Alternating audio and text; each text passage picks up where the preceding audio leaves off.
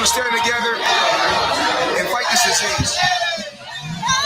I come this way before, travel through the open door. Circumstances navigated the path, and life happened all so fast. No, they got lonely. Sometimes you see, I know we couldn't make it. Even when I'm off beat, I still land on my feet, and nothing can shake me. Cause I know life took a hold on. I never.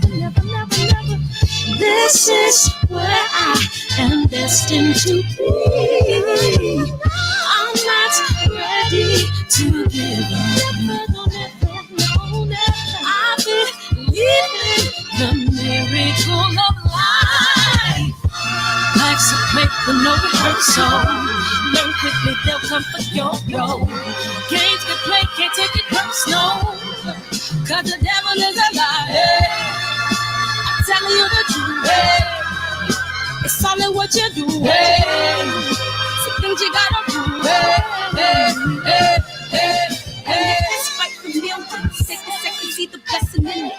With much expected, much is given. Wanna make a living, now I'm giving back to children. Never let the power come first before your happiness. Yes, you can be the best if you go the distance. Mix a little sweat with your persistence. You know that the best things are never instant. Just shine up, let them see your brilliance. Get up, open up your eyes now. It's the moment of truth. No backing down. We're bringing it tonight. Oh, for the children, it's a given. You gotta give it, be a blessing. This my personal statement. Run the game like I'm ASICs. Learn and develop patience, determined to be the greatest. Yeah, bobbing and weaving, they changing up like the seasons. Indigenous to the grind, so I do it for all my people. Jabbing the competition, back up against the rope. She fighting for recognition. I'm fighting just to promote equality where we lacking. Or cancer slowing our road. I'm confident we'll make it. We focus on common goals. Yeah. Give back, give love, give something away. Never give up, stand tall to fight another day. 2 toes, 2 feet, I stand on the ground. I'm going back soon and fight this final round. Life's a play for no rehearsal.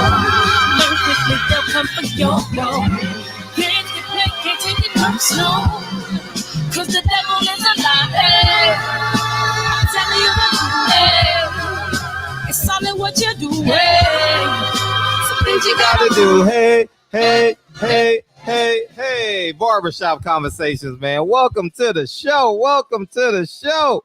What's up, Rob? What it do, Rob? Lonnie, Mark Wunderlich. What it do, DB? DB, you didn't give no instructions tonight. What you on, man? You got a full atomic tonight, man. What it do, Dream Cooking, man? What's up, King Corleone? DB, but he gonna make sure we know him in the chat. Triple OG, what it do, Jace, Andrew, Charles, Phil, Terrence. I appreciate you, Big Terrence. Appreciate your punchlines and pugilism. DB, man, I appreciate everybody coming in tonight, man. We gonna rock out for a couple hours, man. And yeah, man. Hopefully everyone's having a good. Let me turn this off. Hopefully everybody had a good Thursday, right? You know, today I thought it was Wednesday all day today. I thought today was Wednesday. Anyways, man, it's quarantine. But the irony about this shit is LA, we going right back into quarantine, I think. If I'm not mistaken, I think we're going back into quarantine. But I want to thank everybody for coming in. And coincidentally enough, the guest is in here early, on time. She used to being on set or something because she in here 5 minutes early. So we're going to pull her in. But I just want to thank everybody for coming in, man. And without further ado, man, we're going to introduce the beautiful, the talented, the model, the actress, soon to be friend of mine. She was a friend of mine. Hey, what's that song? She was a friend of me. What it was? You my baby girl. Got to give you some of that H-Town love. How you doing? I'm good. How are you? Everything is good. Everything is gravy. How was your week been? How you been? It's been good. It's been really good. Mm-hmm.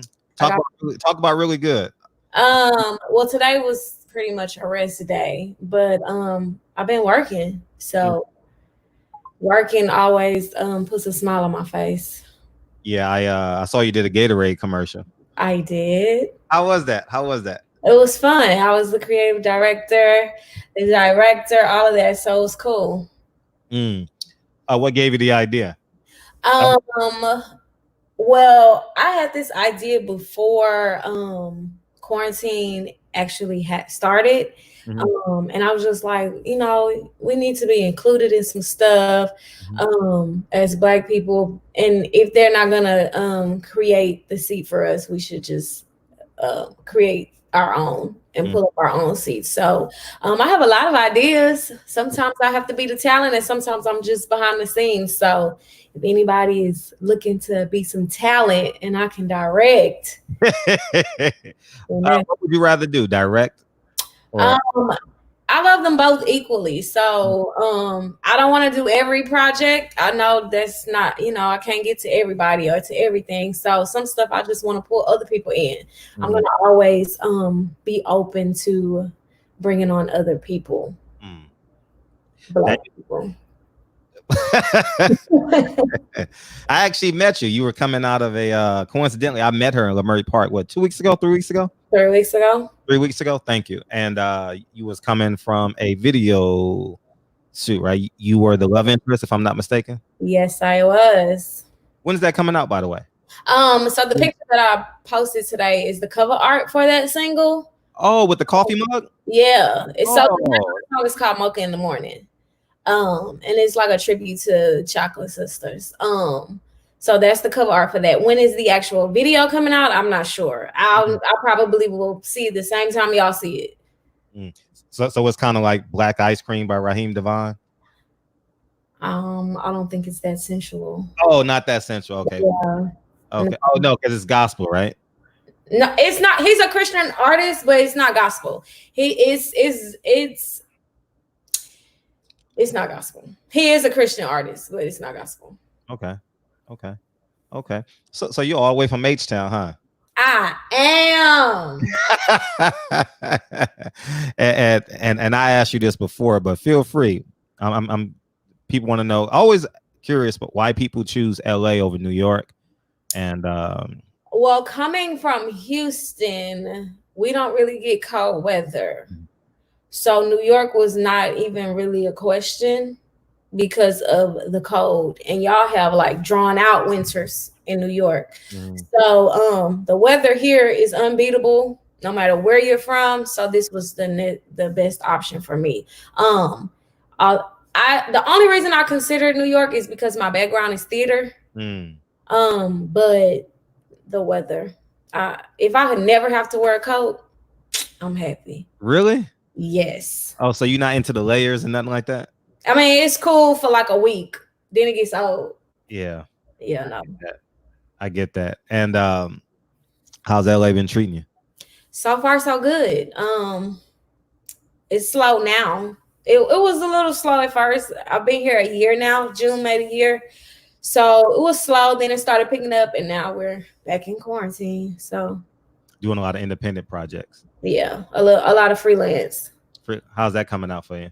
Freelance is actually paying some bills. So, no complaints. I don't have to give up a percentage. So it's working out.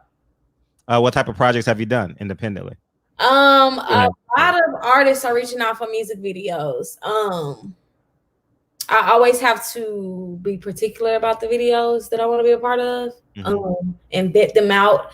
But commercials, videos, modeling as well, just like still photos for different campaigns. So, and creative directing is working out. So you got some directing credits and stuff like that. A little bit. So what would be like if you could do like a full length feature? What would it be? Like talent? No, directing.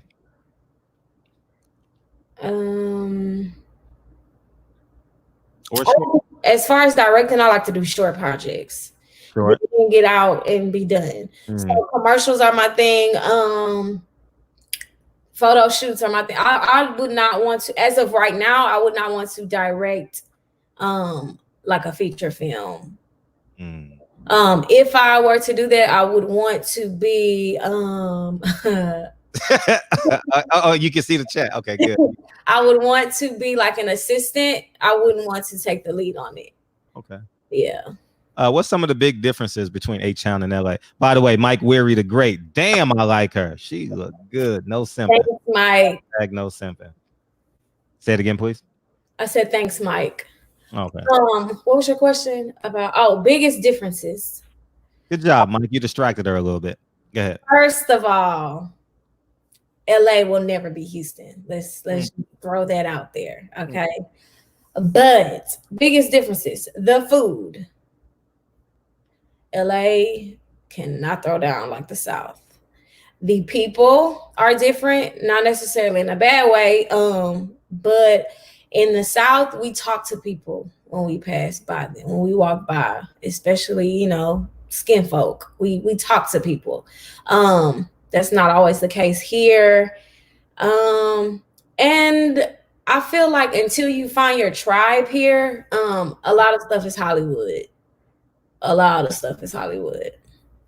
Nah, you're right about the Hollywood stuff, but you know, it seemed like when you first get here, like you're like, every time you open up a door, it's a surprise. You know what I mean? Like, what's in door number A, door number B, and then you'll get your grooves and shit, and you'll have some people you can trust and stuff. Right. People, I have a cousin that lives here. She's been here 16 years, so that kind of helped a little bit. But it's rough finding your tribe here, and I still don't feel like I have a couple people that I can hang with tough, but I still don't feel like I've necessarily found my tribe yet. So tell us, like, what inspired you to get into theater, acting, and you undergraduate, right? Did you do that undergraduate? No, I graduated, but that was not my focus. So my degree is in business. But I've been acting on stage in theater since I was about 5. If you're familiar with Houston, the Ensemble Theater is a huge Black theater, and that's where I started. I did theater all the way till college, and then I always tell Black creatives it's important to support your children because although my parents and my family was supportive, when it was time to go to school, you got to do something that's going to pay the bills. So I took a break after senior year of high school, and then I didn't pick back up until my old theater teacher actually called me for a project. So I had took like a 10-year hiatus, and then or not 10 year, but about 7. And when my theater teacher called me, that's how I got back into it. And then one day my lease was up in Houston. I was like, I'm going to LA. Did you drive or did you fly? Huh? Did you drive or did you fly? I drove. Wow. It was 26 hours, but I broke it up, so it took 3 days. By yourself? My mom. That's my biggest supporter. So yeah. I was about to say, so your mom is like your biggest supporter. Yeah, she came with me, and she was like, if I don't go with you, you're gonna get up and just go anyway. So she drove with me, stayed for like 2 weeks, and then flew back. What was your first job out here? Who's working? I could do that at home. Say it again. You mean like 9 to 5? No. Okay. So you didn't come here for a 9 to 5? No, I didn't. I couldn't do that at home. First gig, actually, I got here in June, so in July I did my first runway. Yeah, I did the summer fashion week or something. The Woodlands, that's not Houston. What is that then? Shout out to 1960 Ashton Woods apartment. That's Jay Cooley. That's on the. That's not even the north. That's the north. We don't. Difference between the north and the north. What is that? The north side is like it's still the north side, but it's before you get to the north. So you got the south, then you got the north, then you got the north. The north is like kind of out there. So how you say close south? It's the South. All of it is the South. OUF. It's the Punchline. thank you, Punchline. Punchlines and pugilum. I mean, feel free to read it if you like. I read it. Thank you. She's the prettiest dog on the shelf. The prettiest dog. You've been getting some pickup lines lately. On here? Or no, remember I told her when we was in Leimert Park. What that guy say to you? I was like, yeah, you gotta remix that. What did he say? He said, what was he talking about? I don't remember. We'll come back to it as it come back. Yeah. Lonnie DiCarlo says, shout out to the SWAT. Okay, the SWAT. That's close. What's the SWAT? Because Toby's from there.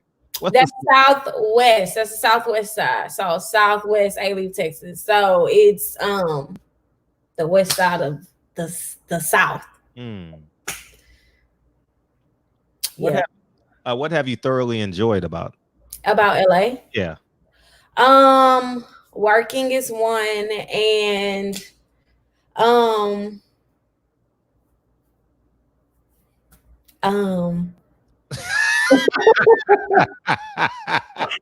Is that rough out here?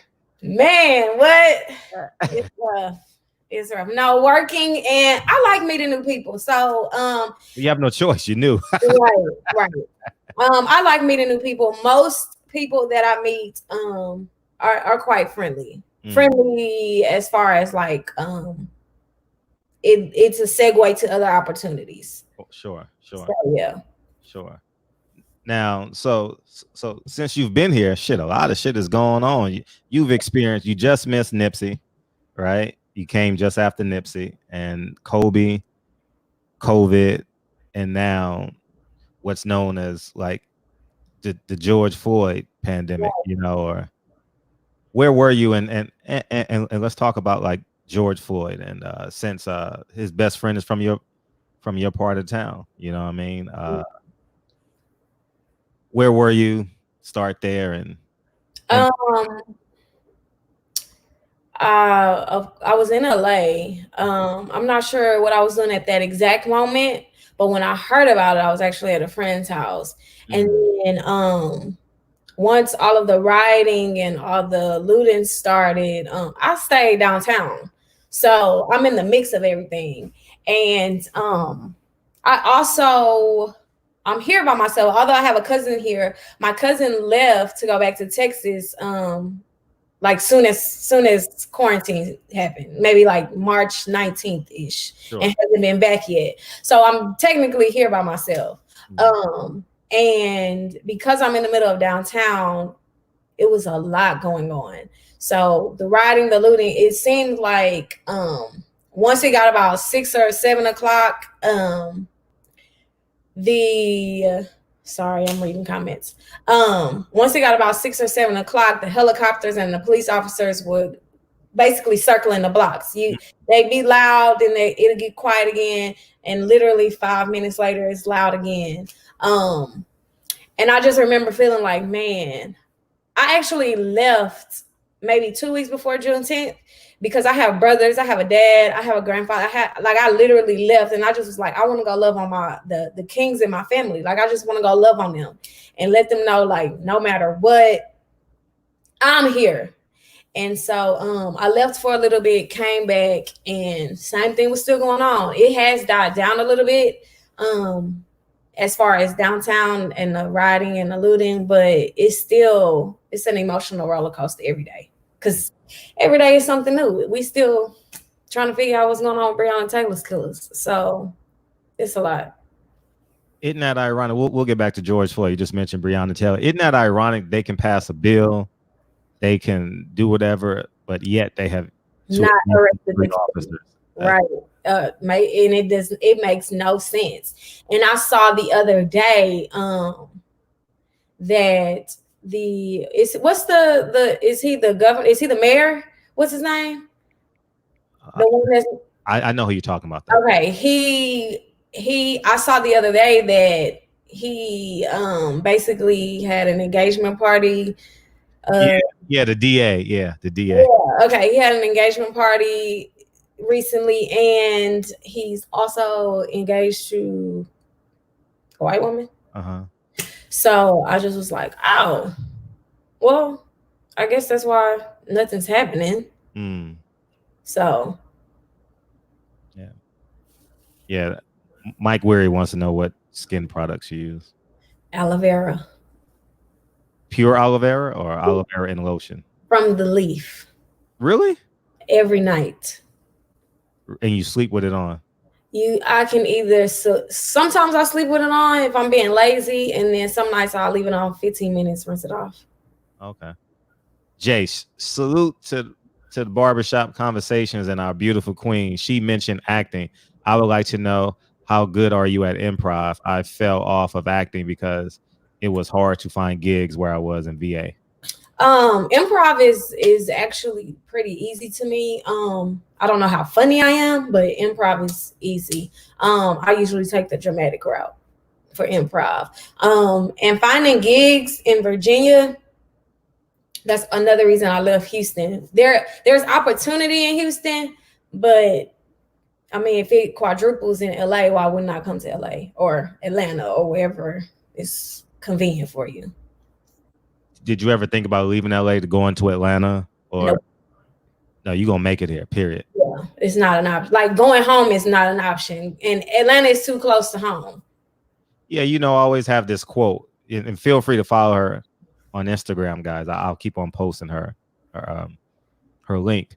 I always say plan A never respects plan B. Like you just got to go all in. Right. And I preach that a lot on this platform, is that, man, just keep on betting on yourself, no matter what. You know what I mean? Bet on myself. That's what my dad taught me. Bet on myself. So I literally got up one day or woke up and was like, I'm going to LA because my lease was up. And the next week I was in LA. Have you always made decisions like this? Have you always been? Have I always been what? Have you always been like spontaneous? Yeah. It depends on what it's about. I'm not very I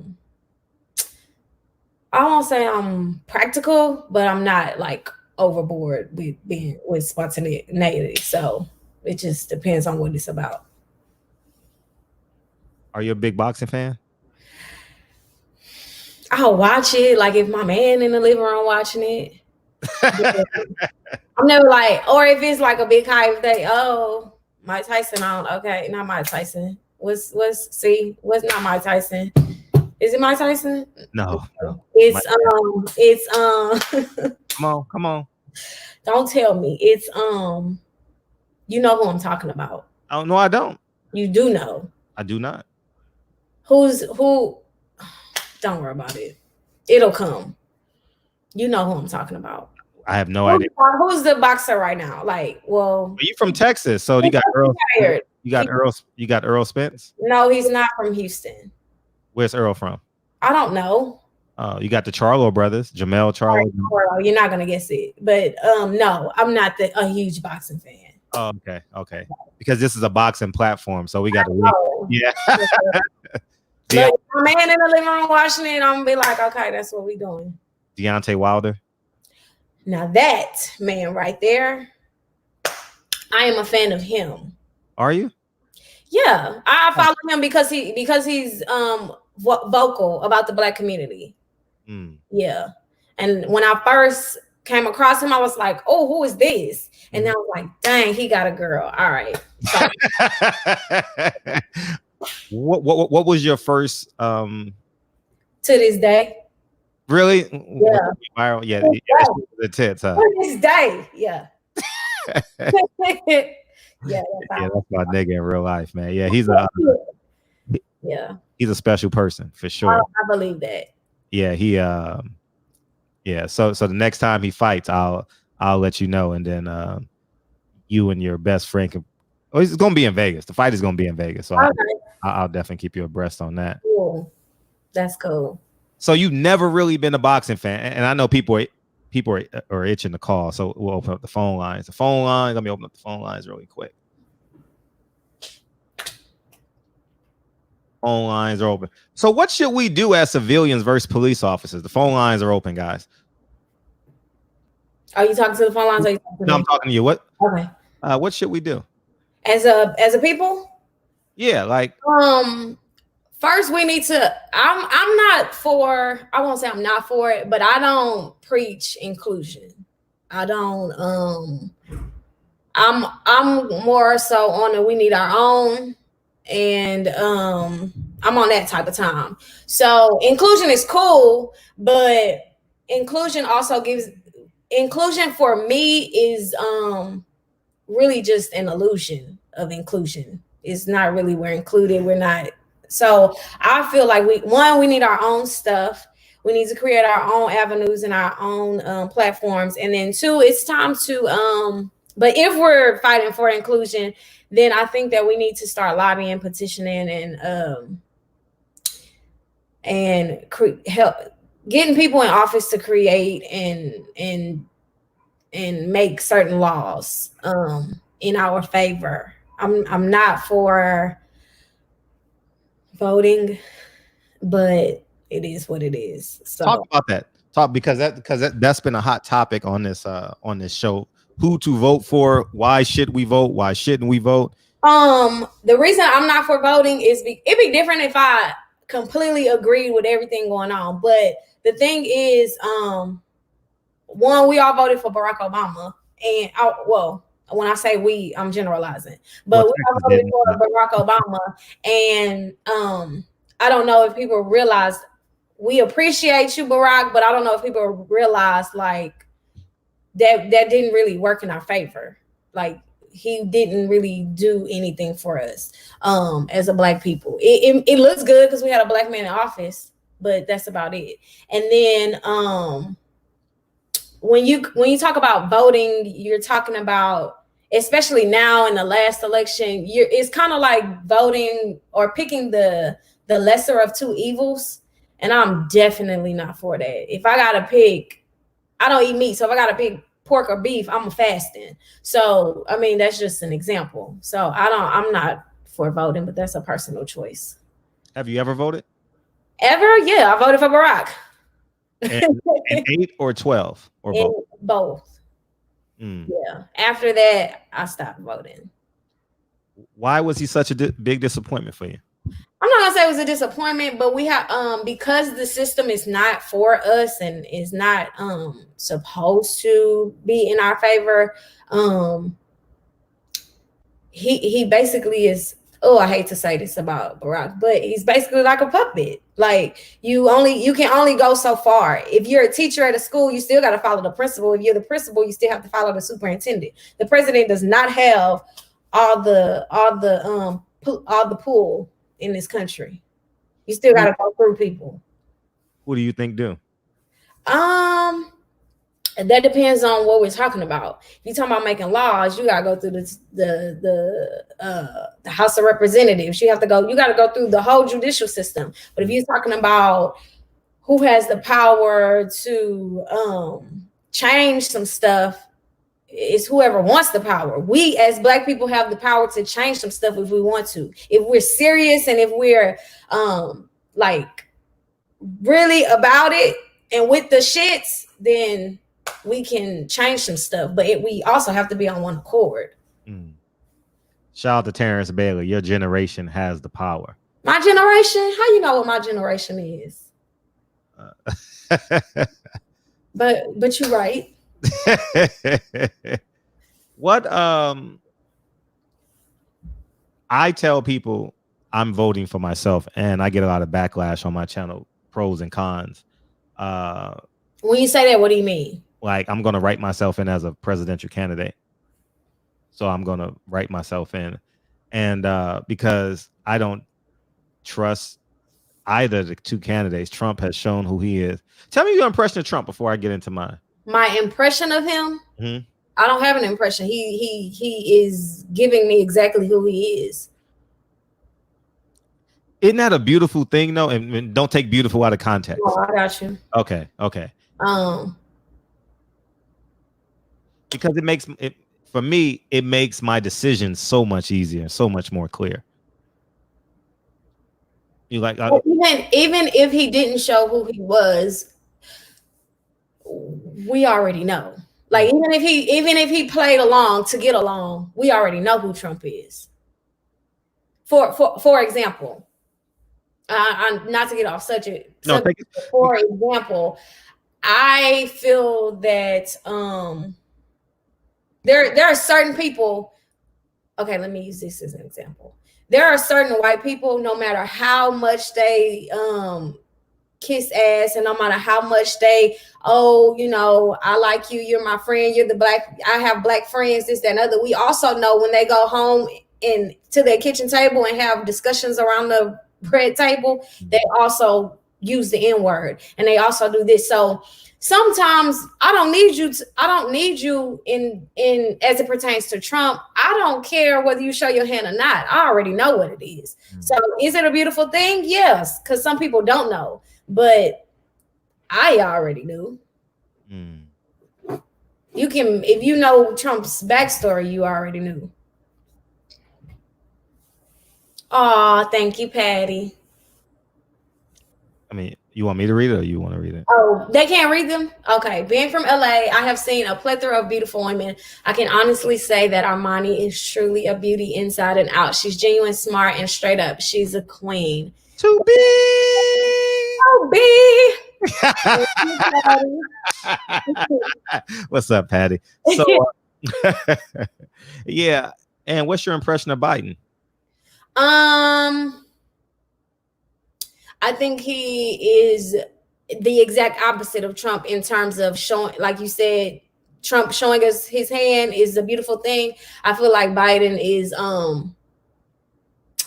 don't want to say he's Trump, but internally he's Trump, but he definitely is hiding his hand. He's one of those. I got black friends. One, I got one black, the white boy that says, I got a black neighbor. Right. Do you think this here's one argument on this channel is that and Reggie Owens and Pastor Ushin Deacon 305 says this, maybe a few variances, but they say we vote for Biden because America can't take 4 more years of Trump, and if he don't do it in 4 years, we get him out of there. What's the question? Is that a viable option? Is it a viable option? It may be the only option. Because and when I say that, I mean if we don't, we're gonna get one or the other. So you can either just not vote and play, and just take whichever one we get, or you can vote for Biden because, like the quote you said. But to me, it's they both evil. So I don't really care which one we do or which one we get, because it don't make me no, never mind. Sorry, that's some South for you, but are you disappointed or are you just aloof to the whole political system? Are you just saying I'm just gonna live without it, or are you just disappointed in it? Disappointed. I don't know if disappointed is the right word. Not satisfied with it. Yeah, I'll take that. Yeah, I'll take not satisfied with it. But will we ever, like, that goes back to, I know that's where I was going. That's that's where we're going. But take me there. Take us there. Will we ever be? I just feel like as a people, we really have to take the horse by the reins, for lack of a better explanation. We really have to just do some stuff for self. And as long as we're dependent on America, the government, and whoever is in office, we're going to always be behind. Always. I always say that too. If they give us something, if they give us one, they're giving them 3. Facts. You know what I mean? And that's the whole thing. So my thing is, just give us our money. You know what I mean? Just write me my check. Just give me my $400,000 and whatever it is, and let me make my own decision whether I want to go to Canada, Africa. But that's the problem. If they give us $400,000 in one lump sum, it will create a mass exodus in America in terms of employment, in terms of political parties, in terms of population. The whole America will repopulate itself, you know, because people gonna say, I ain't gotta live in New York no more. Right. I've been wanting to go to the Carolinas for years, but just couldn't do it because I was living paycheck to paycheck. So I have a question. Yes, please. If let's just say we get these reparations. Sure. Do you think that Black people will be in the same predicament we are in now? In the long term? Well, that's the it's contingent upon like universal plans. You know what I mean? So, but based off of the mindset, so I'll answer it. Okay. And in the way we are now, I would lean more towards yes. Okay. I am hopeful, so I don't be absolute with that answer. But if I'm a betting man, if I'm in Vegas and I got $1 left, I'm betting that yes, because of how the lack of, it's not that there's a lack of producers and of us, it's a lot of lack of trust. It's a lack of like conditions. So for example, we are conditioned to go to Ralph's, Costco, Target, and then home. You know what I mean? We are conditioned to go to elementary school, put your right hand over your heart, ready, begin. We are conditioned 6th through 8th to learn about American history, the American Revolution. We won World War I. We won World War II. Ha, ha, ha, ha. You know, we are conditioned in high school when we play on the team. We have a white coach. He is the man in charge. We start going to church a little bit more readily, and Jesus is white. And your friends and your community say, oh, you're learning? You're talking white, huh? Oh, you sound pretty articulate for a Black man, you know, and that carries over. And then you go to another institution. It's called college. Mm-hmm. So all that preconditioning that leads into that $400,000 will play a huge part in how we spend it. You know what I mean? And I didn't say invest, I said spend, you know. So I think that it's gonna take a remember at the end of Higher Learning, Mm-hmm. the last scene on the wall had a flag and it said unlearned. Mm-hmm. We would need a whole lot of that. You Okay. know? And it's hard, but I want us to have that opportunity. I want us to have that option. You know what I'm saying? One more question. So, because I don't know that we'll ever get reparations. Mm-hmm. Do you think that we could let's say we never get them? Do you feel like we could get ahead without them?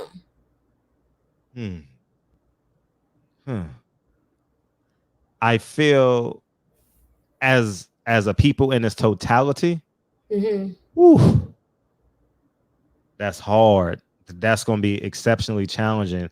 And I'm not saying it from a pessimistic, I'm just saying it from pragmatics based off of what I said. It's too many people already entrenched in their ideologies and a mindset. We got white Jesus, we got capitalism, we got institutions, we got institutional racism, we got institutional mindsets, we got lack of trust in Black people. I mean, we can go on and on and on, but I think that we can.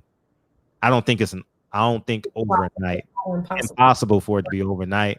And man, that's a great question, because what we're fighting for is to eradicate an entire system and us wake up one morning with like all these freedoms, you know, that we're supposed to have prior. And that's tough. That's tough. Just curious. Sorry, I'm interviewing you. No, that's and I want you to, because you know, whenever we have a woman on the show, phones go silent. There's just something about it. They just get nervous. They get all cuckoo. They talk all. Everybody in here is a real nigga now. Now let me tell you, everybody in here, they big. They poke their chest out. I'm a real nigga. 14 women in 2 hours. I mean, these some big woolly. But the moment we get a woman in here, they go. Church. That sounds like a challenge, guys. Sounds like a challenge. Nah, they ain't call it it. But what's your take on that? You and I can talk for as long as you want to stay, but go ahead. I feel like we could get ahead without reparations, but it's gonna take a couple of things. Like you said, we're gonna have to unlearn and relearn our stuff. We're definitely gonna. I always say this, and as much as I love my people, and go. We're gonna have to leave behind. And my motto is, look, I don't argue with nobody. Harriet Tubman would have shot. So if convince you of anything, I'm not gonna persuade you of anything. Look, you on board or you're not. So I feel like, yeah, we could get ahead without reparations. Of course, reparations would help a whole lot. But I think we could get on board or get ahead without them.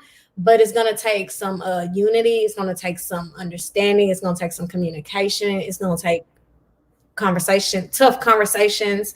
It's going to take a lot. But I think it's possible, but it's definitely not going to happen overnight. And I don't even know that it would happen in our lifetime. But we could definitely plant the seed. Sure. Okay, we got. Let my 10 to B12. Double check the details. Got our first call. Gotta cross my T's and dot my I's or I can't sleep well. Hey, what's good with it, Fred? Hey, what's popping? What's popping? And how you doing, beautiful? How you doing, gorgeous? Good. How are you? I'm doing good, doing good. Did anybody ever tell you that you have like the aesthetics of Queen Nzinga of the Angolan Empire of the 13th century? I've heard that maybe twice. Everybody doesn't know who like you do. Like your jawline and your skin tone is perfect. You understand what I'm saying? Thank you so much. Who do you say you look like? Welcome, sorry, my daughter came down. Who do you say? Oh, Queen Nzinga of the Angolan Empire, the Gotcha. 13th century. Mm-hmm. Gotcha. But yeah, man, I wanted to ask you a few questions. You know what I'm saying? Number one, are you single? Let's get straight to it. Like there's nothing to it. I am still as a dollar bill. Oh man, he got a $2 bill. Okay, now. And the next nigga call and gonna have a $5 bill. Then the next nigga gonna have a $10 bill, and it's just gonna keep on going and going and going. Yeah, shit. Hey, what my nigga quick say? Why you bullshitting, nigga? Why you bullshitting? Shit. Okay. You know what I mean? But yeah, my first question is, you are very well schooled. Were you schooled by both your mother and your father, or did you watch a lot of, Farrakhan, or maybe Dr. Francis Krauss Welsing, or financial coach Dr. Claude Anderson? Where did you learn your game from? Because you were very well schooled. My background, my mom's side is Christian, my dad's side is Muslim, and my dad is not only Muslim but specifically NOI. So, or Nation of Islam, for those who don't know what that is. Really? Yeah. Oh, okay. We about to go now. We about to go. Okay. So between my dad, my mom, and figuring stuff out, because I grew up Christian. So at some point I kind of like steered away from that, and then that's when the talks got real heavy with my dad. So yeah, I'm influenced by both sides, and I read a lot. So yeah. Damn. Okay. Now, all right. Have you ever read the book Power of Your Subconscious Mind before? Power. What is it? The Power of Your Subconscious Mind. Is it? I think so. It's white with the brain. Is it blue? And it talks about, it's like really deep on like being your highest self and getting out your own way, and big on like mastering your psychology. I've read bits and pieces of it. Excuse me, what you said? I've read bits and pieces of it. Yes. Oh, okay. That's what's up. Another thing I wanted to ask you too, what are some ways that you think, because you're very smart and intelligent, you know how to move out here. What are some ways you feel that both Black men and young Black women can help build community amongst each other in the way of, generational wealth and all thinking on that one accord? Almost basically what Nipsey was trying to do before he passed away with the Vector 90 thing and everything. Like, you think we can do more things like that in pockets like Atlanta? Already got one in LA, and have like one maybe in like New York and Chicago, and just different areas that are, Detroit, like areas that are quote unquote run down that needs to be rebuilt. Mm-hmm. Everybody want to make money. So if you taught young, what I'm saying, young men and women from 18 to like 30 to really community around each other. By the time they are 40 and 50, everybody else would be making crazy bread. You feel what I'm saying? Like what's your mindset behind community? Well, generational way. I'm going to answer that in two parts. The first part I want to say is, first I'm going to get away from entrepreneurship and all of that and just focus on community.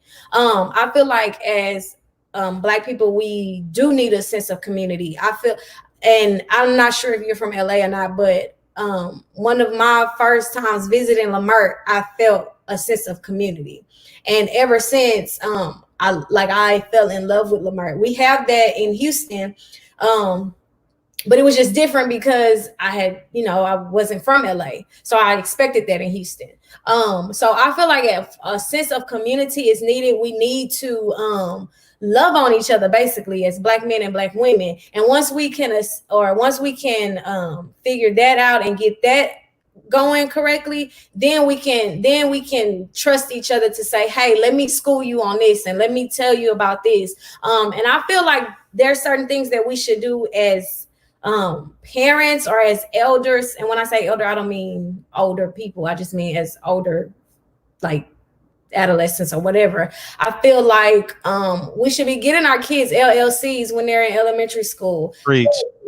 Putting credit cards in their name in high school so that when they graduate, they have a credit line in their name, and they have, or put them on. If I own a business and I have a daughter, I should be putting her on the books and on the payroll, whether it be out of however I do it, they should be on payroll. So I feel like sometimes we have to lead by example. Also, I come from an entrepreneur background.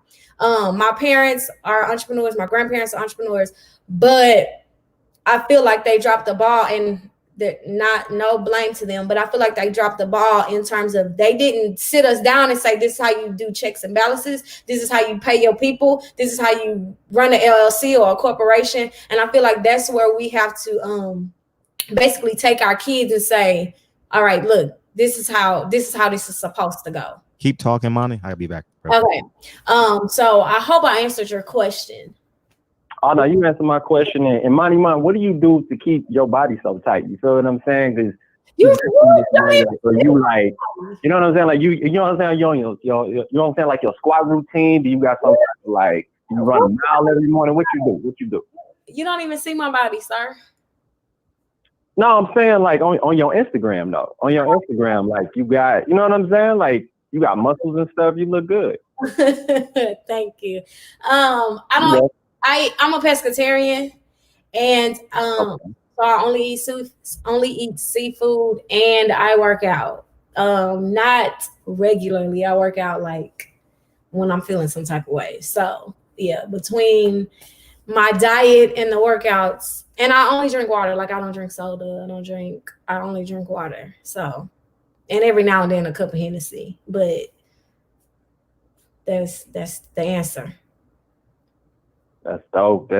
Well, look, hey, I ain't gonna take up too much of anybody's time that want to call in, because a lot of them are scary. I don't know why. You know what I'm saying? I know probably DB probably gonna call in probably behind me, but I don't know what y'all so scared for, man. You know what I'm saying? So go ahead and call in. Quit being so scary, and I'm gonna definitely add you on Instagram and rap with you. Okay, thank you for your call. No problem. Yeah, you said something that was very, very important, and you're right, Cash G. But I was in the same city, right? Isn't DJ Quick and Sugar Free from Pomona? Aren't they both from? I was close enough, but it's something I said. You never heard of Sugar Free until I got here. Never heard. I mean, that's the pimp, right? That's the what's the yeah. Dang, I can't remember. Never Why heard. You bullshitting? That one right there. Yeah.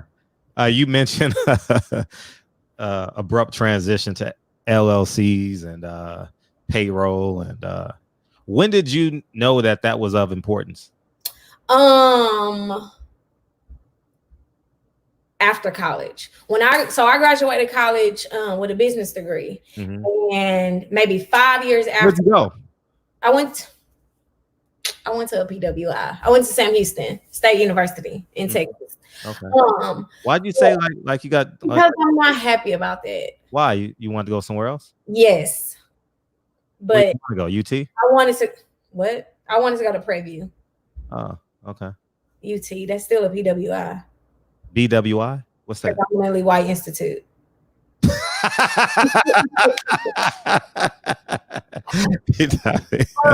I wanted to go to Preview at HBCU. But anyways, that's a long story. So I realized that was important when I graduated college with a business degree, and I wanted to start a business maybe 4 years after I graduated and had no idea what the hell I was doing. Facts. I was like, I graduated college with a business degree and do not know what's going on. Like, don't know this from that. Like, I'm literally learning through trial and error. So that's when I realized, okay, this didn't go how it was supposed to go. Nah, you dead right, because I was always aggressive. I was always like, I'm gonna get shit done, but I didn't really have a lot of direction until I was about like 24, 25. You know, I started my training business, but I didn't take it absolutely serious until I got laid off as a school teacher. Yeah. You know? And then it was in that moment when Frederick Hawthorne knew he had fucked up. My first job out of college, I was like, making. All right, we got another call. Say the black of the berries, the sweet of the juice. I said the dark of the flesh. And Pastor Usher Deacon 305. What it do, big homie? Too blessed to be stressed and highly favored. How you doing? How you doing? Yeah. And I want to say hello to the young lady as well. How you doing, man? No, I'm great. How are you? Yes, blessed.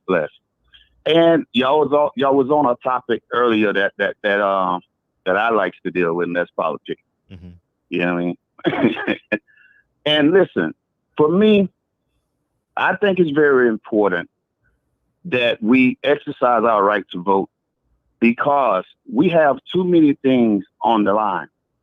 And one of our number one issues on the line, we have to understand that these folks are trying to take away our right to vote.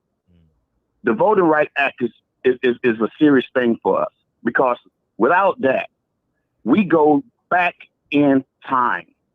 These people believe in the original intent of the Constitution. The original intent of the Constitution would put us back in slavery. You see what I'm saying? And also, we still are out here without any real rights, because we was never seen as human, but as livestock.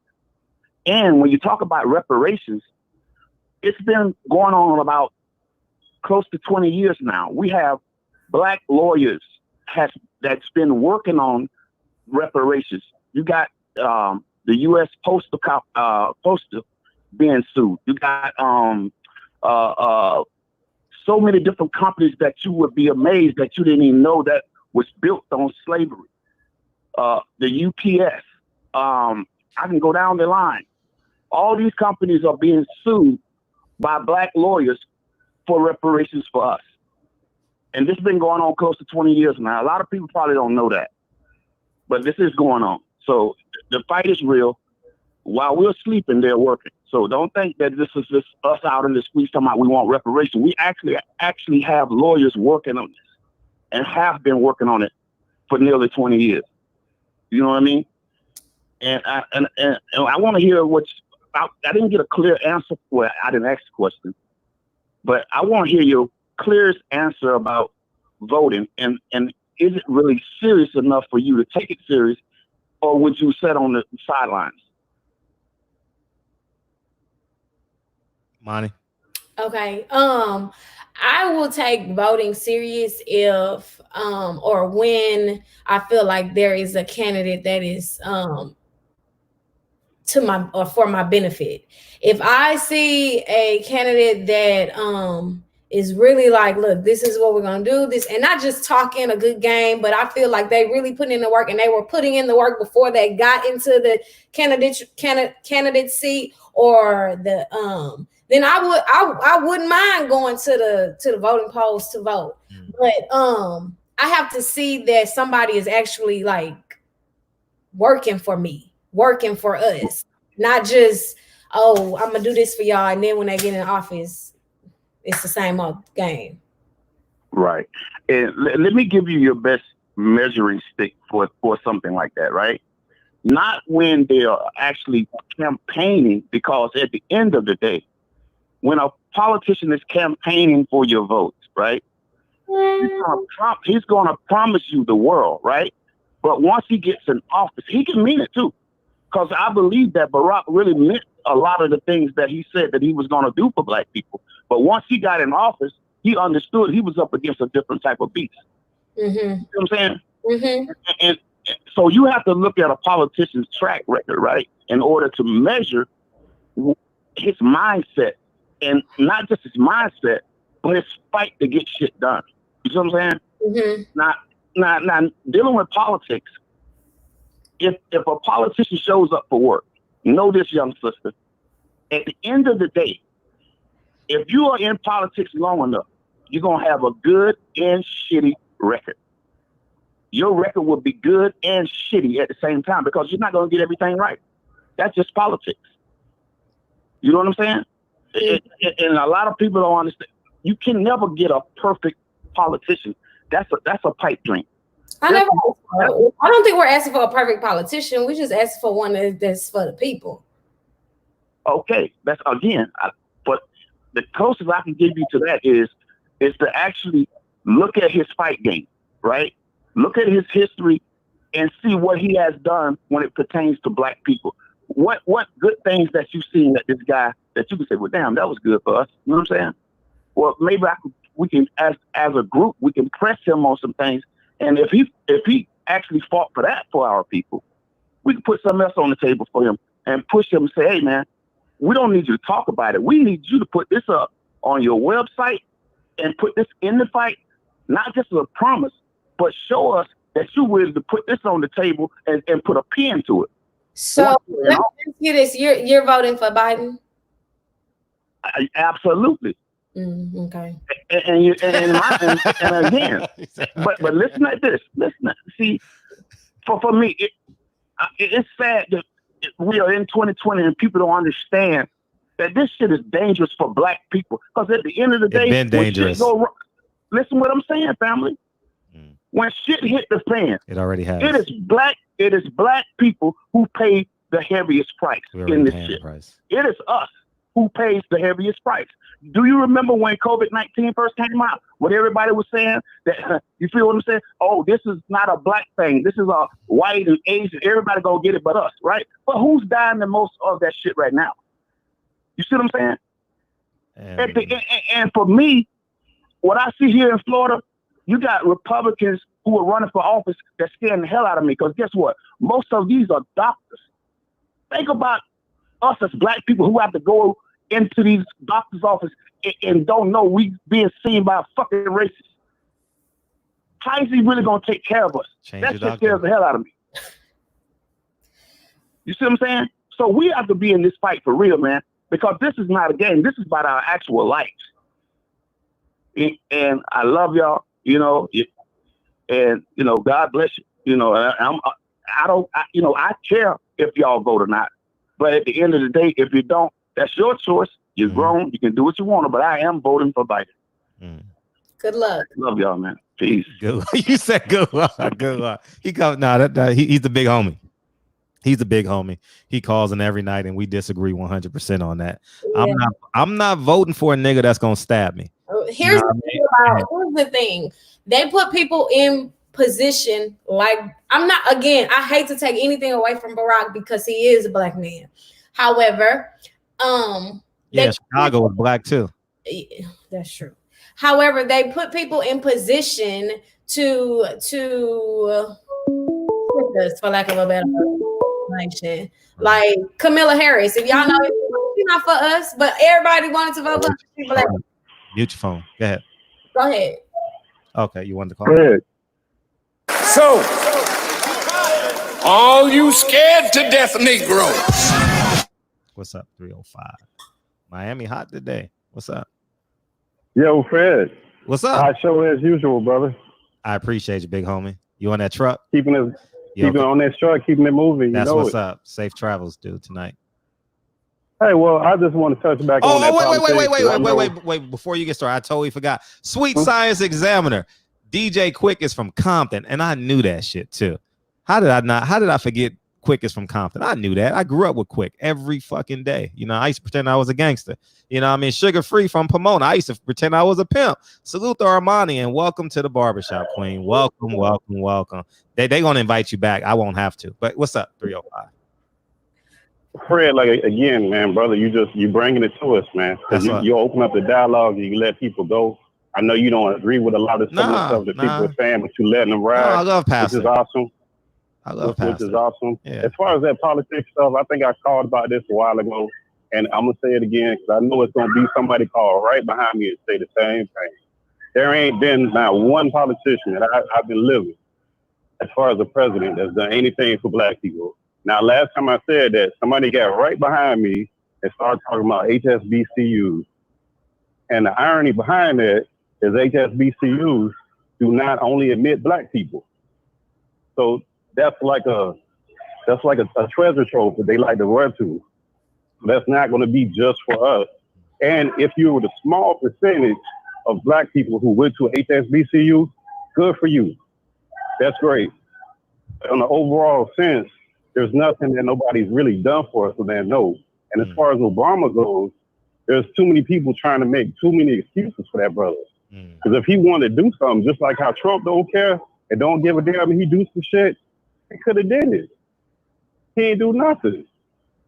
So I'm with the sister when she shake her head and tell the dude, good luck for him, because that's how most of us was a great line. When it comes to it. What is the HSBC? Is that the same thing as the HBCU? What is the HSBCU? Historically Black. I'm sorry, I got the acronym wrong. Historically Black. HBCU. Okay. I got the acronym wrong. I'm sorry. Okay. But that's one of the lines that they want to bring up with Obama, with how much money he gave to historically Black colleges, which is not going to apply to everybody. It's going to apply to a small percentage of people. And a lot of historically Black colleges are not only admitting Black people.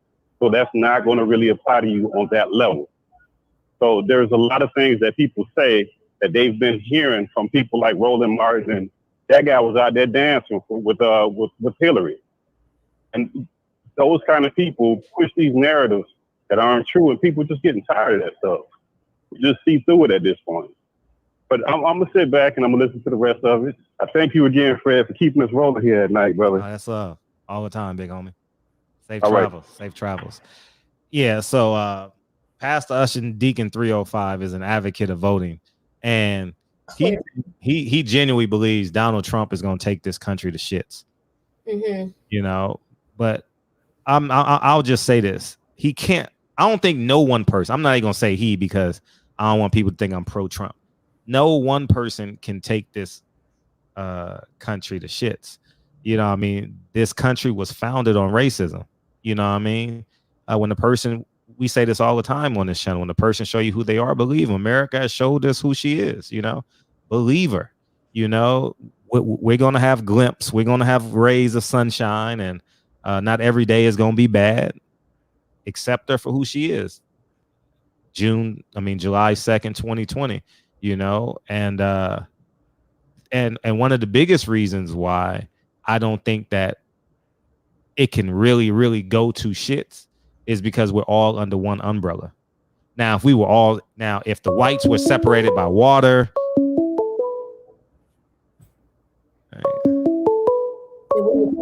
One second.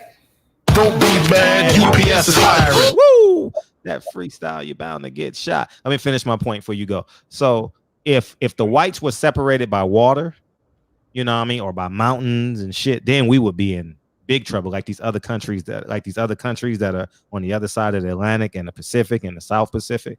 But I think that from that perspective, I don't think like the whole country can go to shits. You know what I'm saying?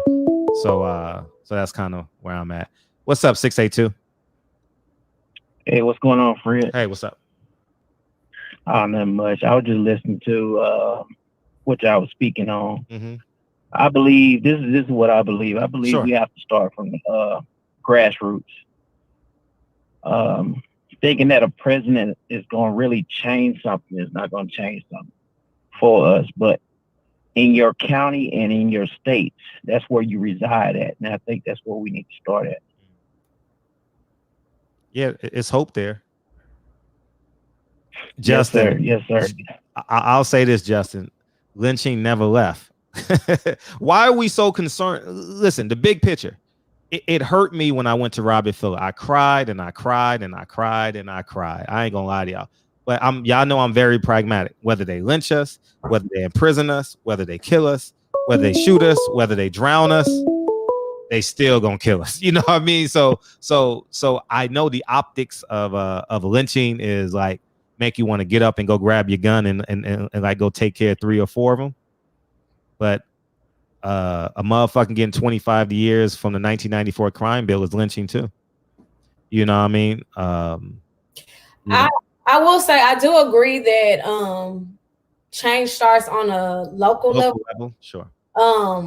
But so if I were to vote right now, I would vote locally. I would vote for the mayor. I would vote for city council. I would vote for those. But it's still the same thing as far as are you because I'm not gonna vote for you just because it's local. Do I see where you were putting in work for us before you started campaigning? All of that. What you laughing at? Oh no, I was just thinking I had something happened earlier today. Mm-hmm. I got one more thing. I got a couple more things to say, and then I'm gonna get off here. Yes, sir. Another thing is, far as being under the banner black, under the color of law, that means we stateless. We have no ambassador. We have nobody to really actually represent us when us as color get into trouble. If we go back in history and we look at the 1820 Negro Act, I think we'll really see who we really are, our ancestors really was. And that was the Removal Act against Andrew Jackson. And I didn't start learning this stuff, so I started going back and asking my granny, where we come from, and start doing my genealogy. So it opened up my eyes to a lot of stuff. So, I mean, that's something to put on people's mind. Kind of look back in your past a little bit and see what it was, and then you'll start saying, putting the pieces together. That's all I really had to say. I enjoyed the show though. I appreciate you. All right, Fred. All right, one. Terrence Bailey say Bob Johnson said we need our own party. What you think about that? Own party. Own party as far as what you mean, Democrat, Republican, and then us? Yes. To me, that goes to inclusion. I'm not against it, but we need our own party to fight with them, or to what is this party for? And perfect timing because welcome to the show. What's popping? He's the person that put it on the line. Terrence Bailey, let's go. How you doing, ma'am? How you doing? I'm good. How are you? I'm good. How you doing, Fred? I'm great, man. I appreciate you. What's up? You was talking about lynching never stop, and you're exactly right. We've been after being lynched with a rope was unfashionable. We've been economically lynched. We've been residentially lynched, and we've been lynched health-wise because through economically being lynched, we black folk have been having to eat lesser food, which causes the health problems that we have. Redlining, a direct result of redlining. You look at this COVID-19, and you look at people in the projects, whatever, having to live in those close proximities. Density. Yeah, that's what people don't. Man, I be wanting to fucking choke people for just, man. Continue. All right, I'm not about to snap. Go ahead. I haven't. You good, Fred? Having to live in those close proximity, that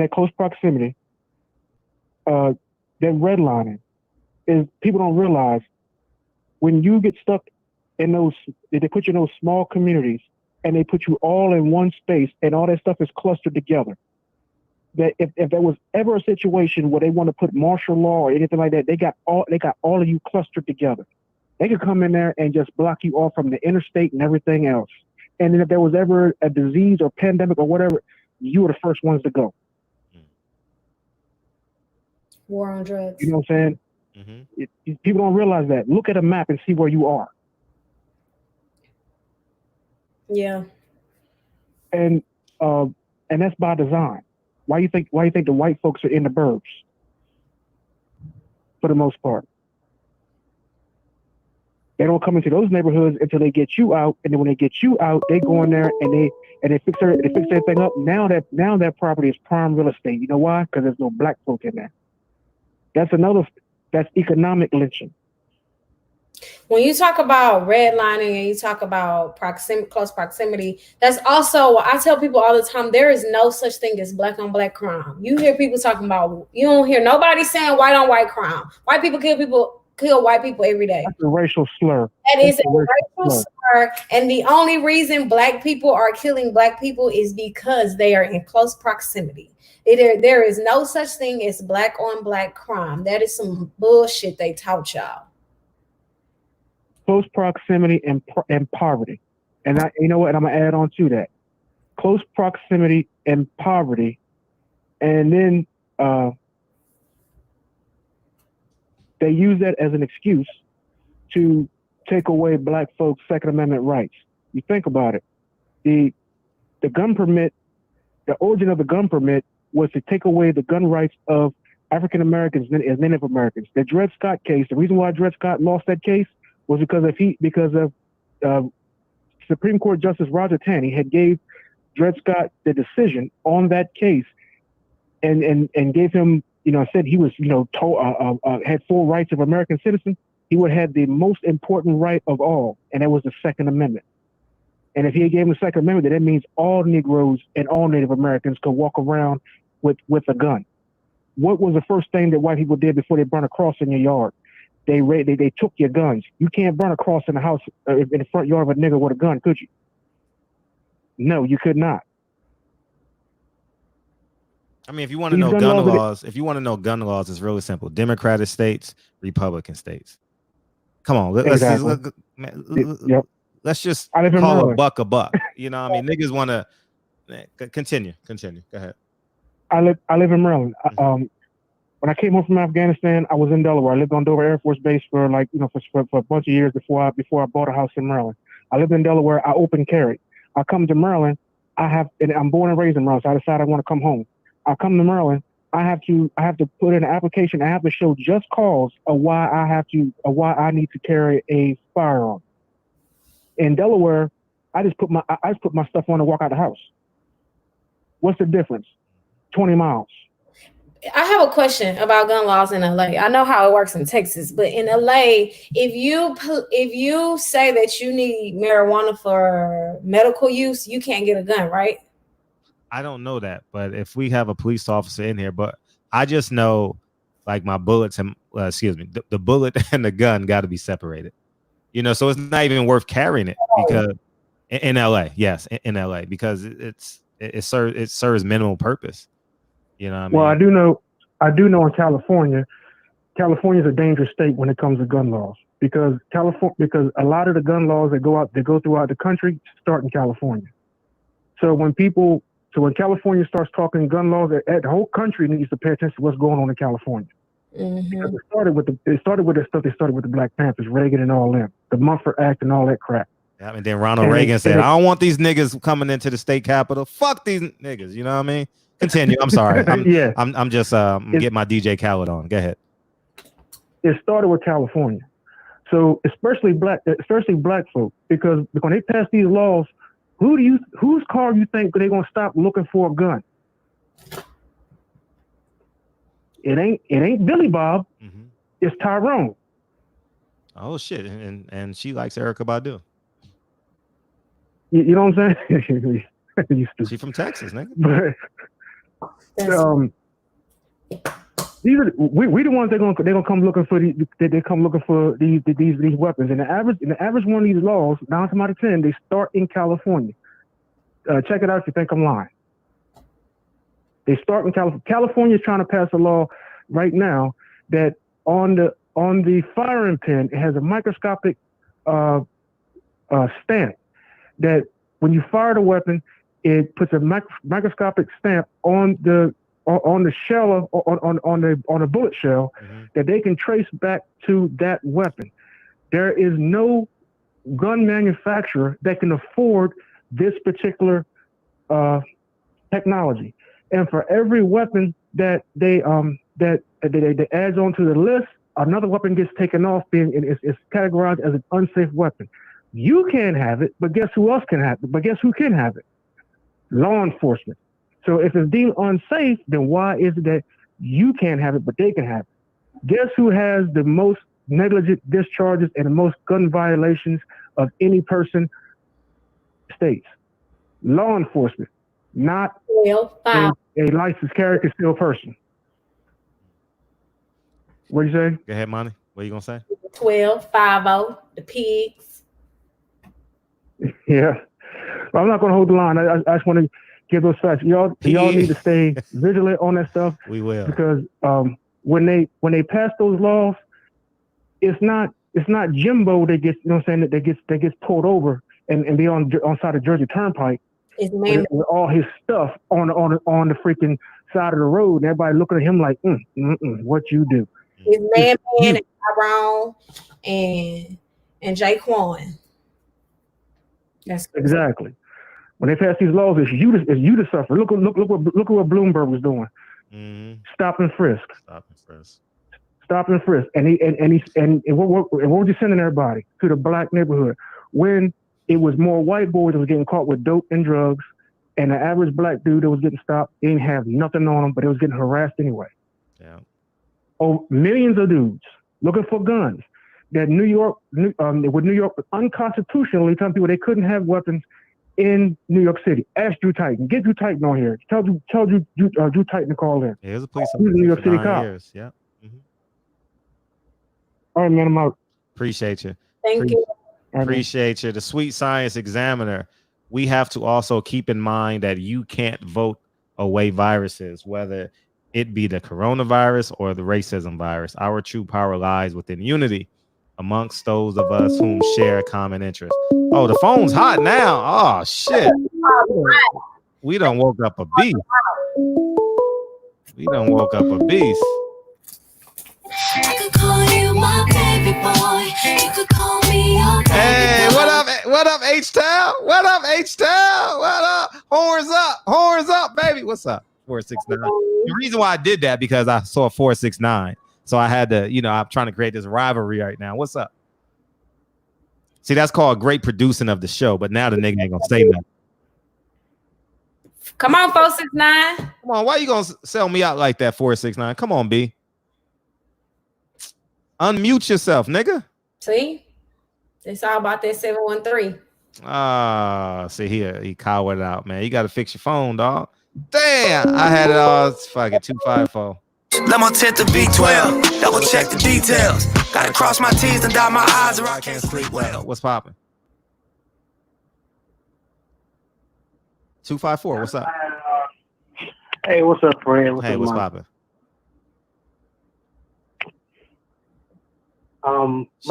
She's a woman, nigga. Cut it out, Reggie. I just have a general question. So I'm noticing that as Black people, like I heard you guys discuss about us improving our community. How can we create a system where we can basically filter out all the coons and sambos? Because I notice everybody else has a system like that behind closed doors, and Black people really don't. We let everybody in, and we get all mad and toe up when a person we think got our back really don't. Fill it out to the power to be. It's a good question. I don't, Monty, you want to? I don't. First, I'm trying to figure out other races have that system. I don't. Not the best system, but they have some. Like so. Show do tell so we can get a foundation. So, like you say, you from Texas. I'm living out here in Texas too. Like What part of Texas? So, I'm from Central Texas. Well, I lived in Dallas, and I now live in Central Texas. What's Central Texas? So, What's that, like Mars, Fort Saturn? Hood, Killeen, bruh. Go ahead. Waco. But anyway, Waco. Oh, you half crazy. All right, go ahead. Now, I'm maybe from North Carolina, but I like Texas. But anyway, like for example, the Mexicans, I know they're not saying that they have the best system or anything, or they better or white people better. I'm not saying that. I'm saying they have something. Like I know there's some Mexican hood, especially if it's business oriented. They work together. We really don't. We do have that, but it's not pushed like that as it should. Like I got a homegirl. She's a business owner, salon, and she's having a hell of a time trying to get black people, to come to her stores or whatever. But they'll go to them Asian ones. But that's just programming. We've been taught to, for example, right. So to answer your original question, and then I'm gonna come back to what you're saying right now. To answer your question, I don't know. I don't have an answer for that. But I can say we kind of gotta like Frederick keeps saying, believe people for the colors that they show you. Believe people when they show you who they are. But I will say that what you're speaking on right now is basically a program that has been indoctrinated into us. So, for example, right. If I have a homeboy that sells TVs at his black-owned store, for whatever reason, black people will still want to go to Best Buy because they feel like the one at my homeboy store is gonna break down. That's programming. It's the same damn TV. Yeah. It's the same price. Shit is janky. Right.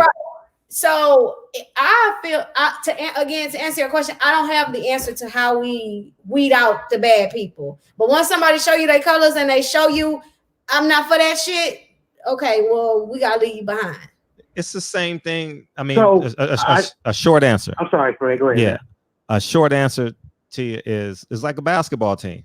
You know what I mean? When you playing for a championship, you got to make certain sacrifices, right?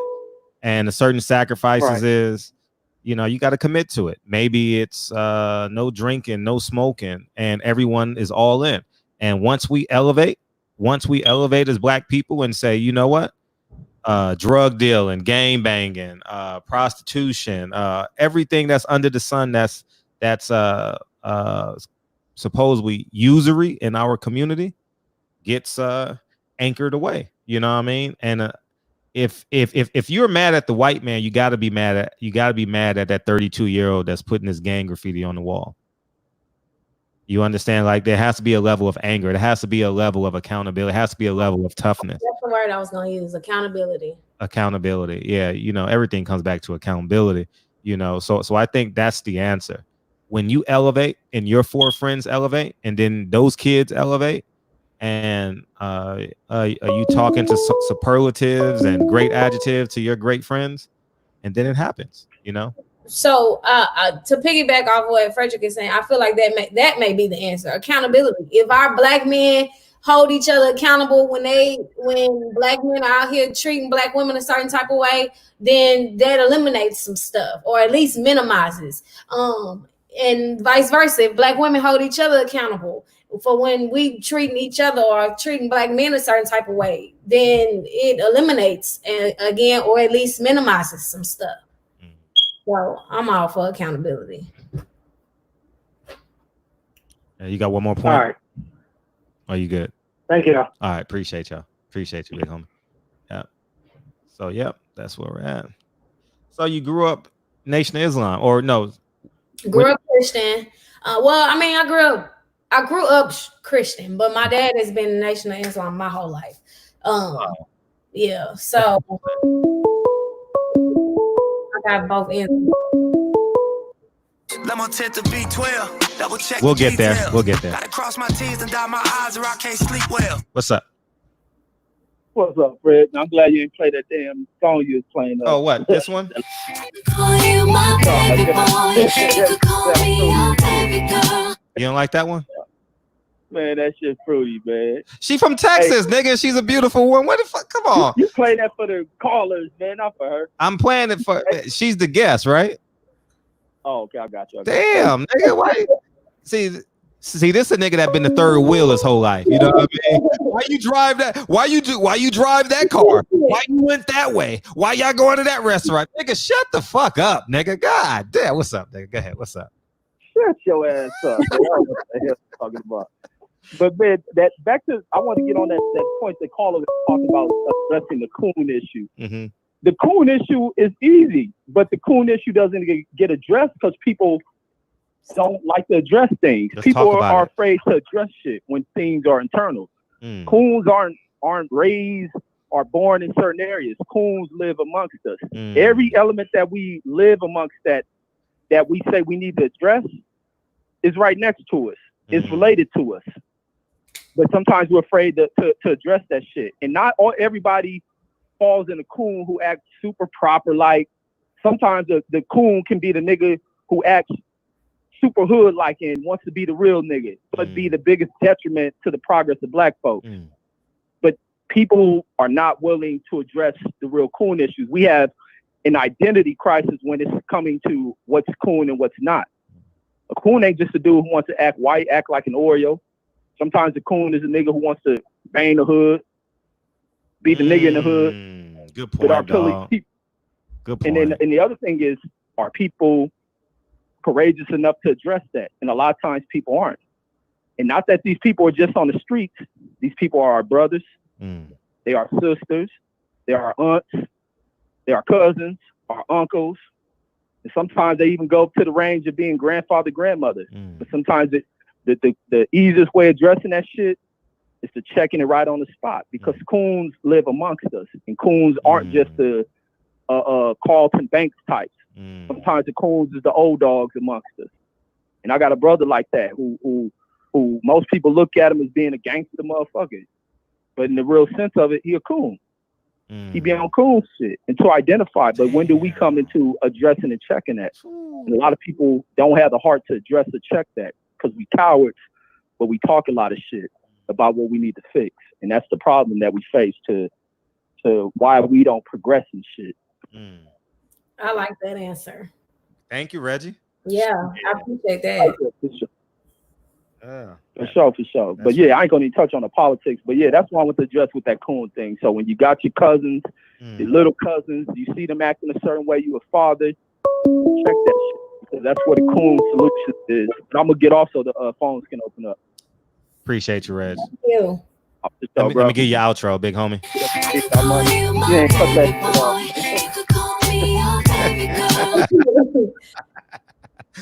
We one big family over here, man. See, I thought Reg was about to go in on you on the politics, man. I was about to sit back for about 5 to 7 minutes and just let him go.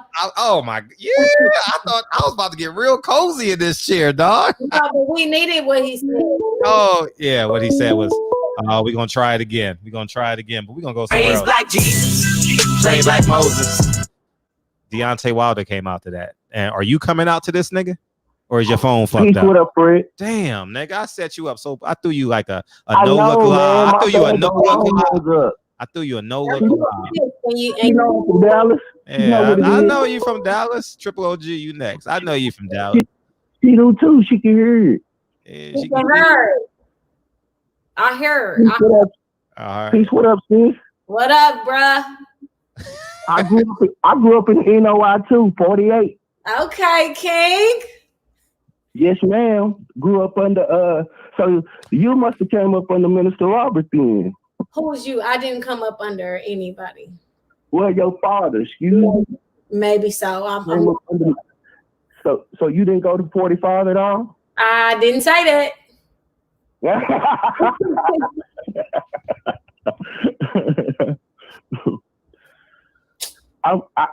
I like to see you wearing your hair natural too. That is beautiful. Thank you. Thank you so much. How long was your father in NOI? He's been in.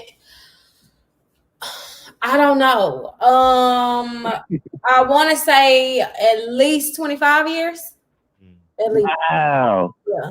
So he was around the Million Man March time, like I was. I think I was like 13 around the Million Man March. 12 or 13. How old are you? I'll be 39 next month. My dad's a lot older than you.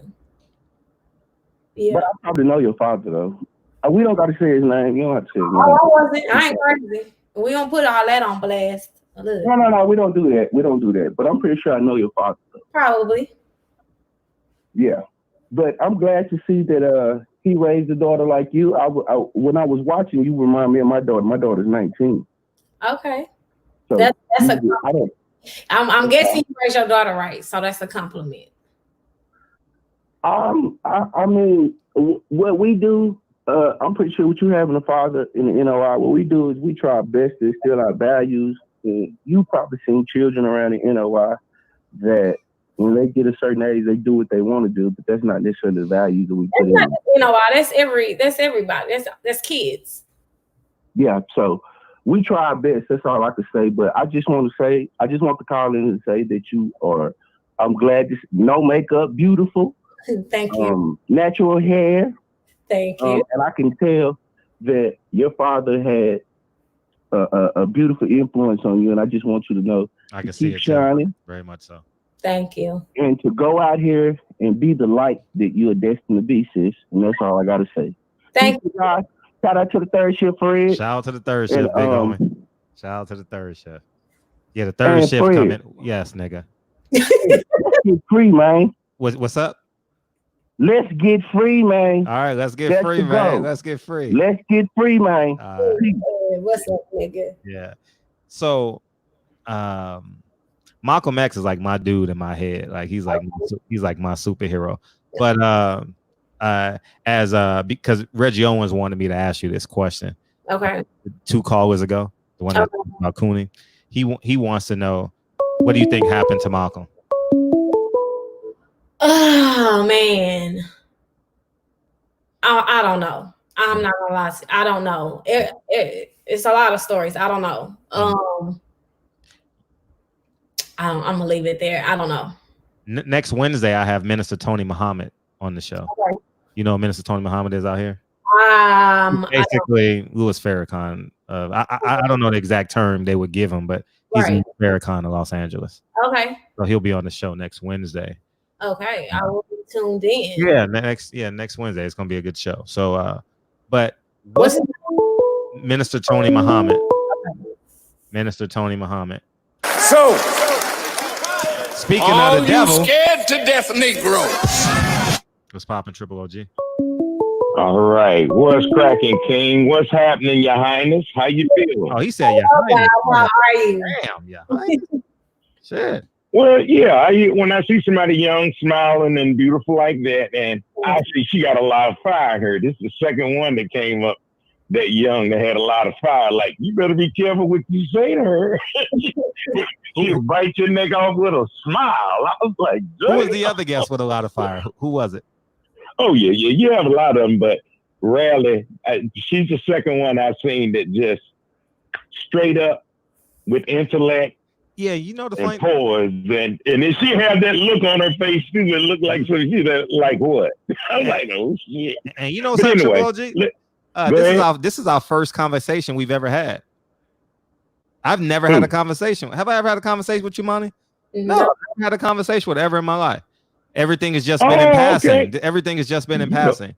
You know what I mean? Never. Well, I be thinking you be knowing all these folks personally. Some of you do, and some of them I do. Some of them I do. I'm getting. You know, we literally met, and like he said, we had a short combo in passing, but it was nothing in depth, nothing like this. Yeah. No, I wouldn't have thought that. But anyway, let me get back to somebody said something about calling out coons. Now, you know, I'll call out coons whether they're religious, old, young, whatever. I give kids a break. They got to learn, but I think they learn faster than they did when we were coming up. However, I'm still waiting to see where is this community of ours? Because basically we are a community of just damn people. Because we are starting to get pushed further and further back, and this shit been happening ever since the Civil Rights Act. Something that people thought was so great. But before the Civil Rights Act, we were hiring 90% of our own people, basically, as they were still burning our shit down. And they finally figured out a way. As soon as that shit passed, everything ownership and stuff in New York, and I think you heard about that, went from 90% to about 10%. All black businesses went to hell because some black folks wanted to sit at Woolworth and eat a dry ass fucking hamburger with some tomato and lettuce on it. So, and I'm still trying to look and all the gentrification that's going on there. So name me 5 black townships that black people actually own, and don't say Atlanta, because black folks don't own Atlanta. It just happened to be the hub of where a lot of prosperity is going on for, you know. But I went to poor ass Atlanta too, where I cried just like when I went to Texas. I think it was, what's that little, Fort Worth. And I think I went to see Earl Spence fight, and I rode down there, man. I saw the poor side. I always like to ride to the poor side. Yeah, that's right. And man, tears just came to my eyes, man. I was like, they are just fucking over us. And I think the ones at the top, they forget about us. I mean, everything can't start bottom up, because at the bottom, it ain't no money.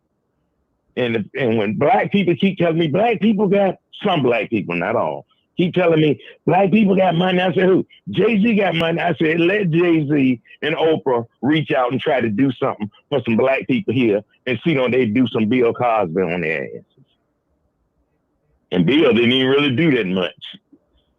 He gave a pound cake speech for the white folks and kind of spanked his own people. Next thing you know, they locked his ass up. And I was like, damn, Bill, you was doing what they wanted and they still get you. That ain't saying don't do nothing.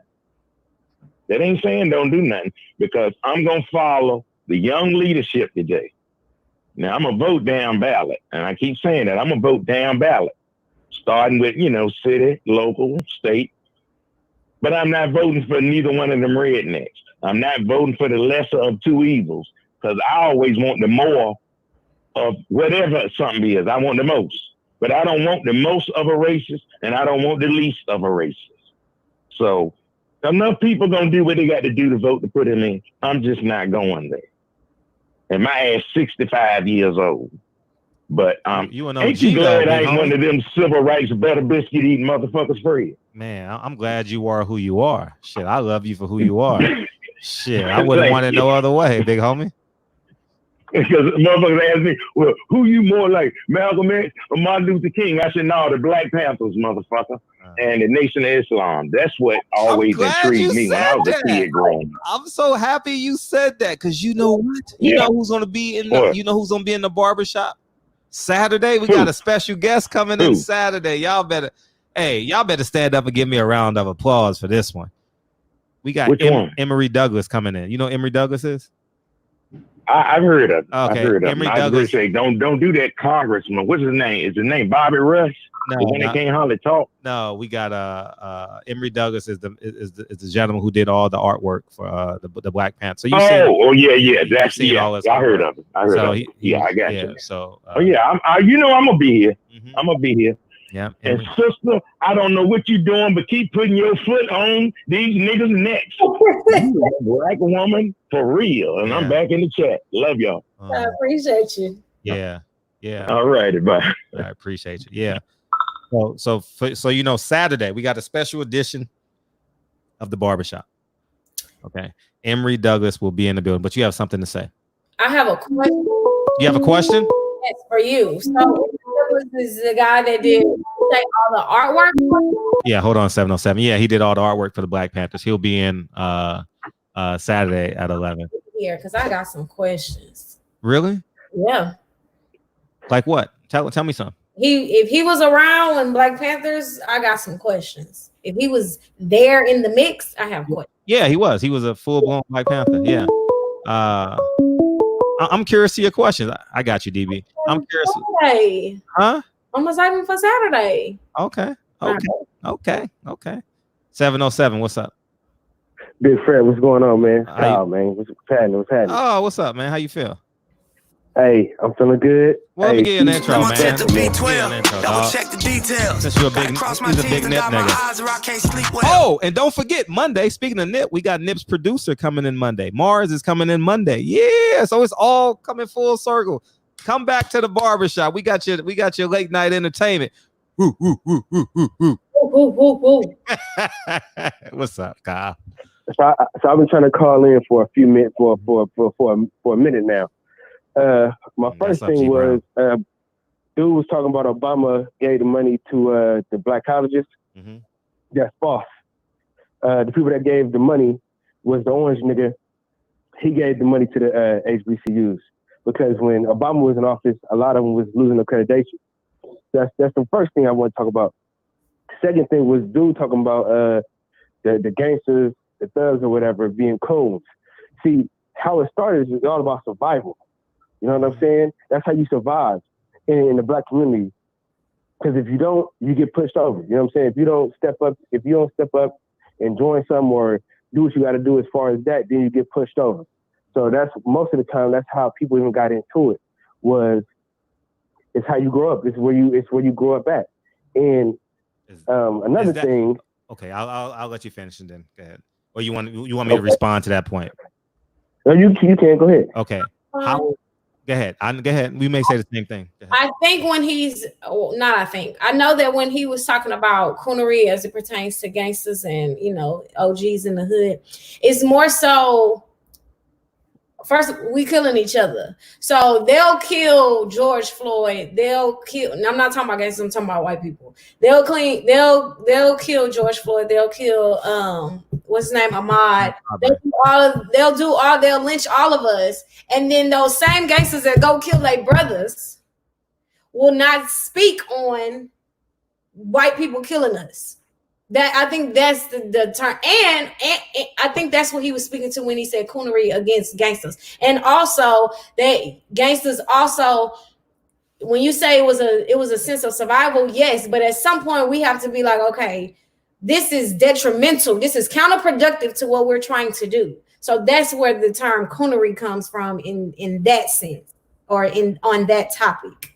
Go ahead, Fred. I was going to say thank you. I appreciate you.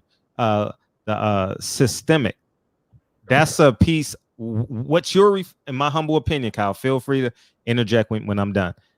What you're referring to is the fruit of systemic racism. We have to do this. We have to respond this way. We have to do that way.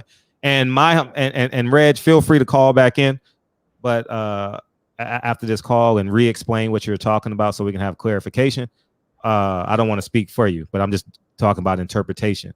I think he's making reference to the after the self-correct or after the group correction. You know what I mean? Because I tell you guys all the time, I was arrested at 19. You know what I mean? Am I a coon or did I auto correct myself or did the group correct me or did, you know what I mean? So I think that there's after that, because everyone needs, I'm not everyone, but many people need to be redirected. And I think I was a child that needed to be redirected. You know what I'm saying? But that's what I think, Kyle. Once you know better, you do. Once you know better, you do. Yeah, sure. Yeah, that's what I was going to say. That I was saying I was going to agree with the OG that just called. Mm-hmm. You know what I'm saying? That's what I was agreeing more with him, saying like kids get a pass, grown niggas don't. But what I'm saying is, for me, growing up in the hood, right? You really, if somebody don't school you on how to get out of it, you gonna stay trapped.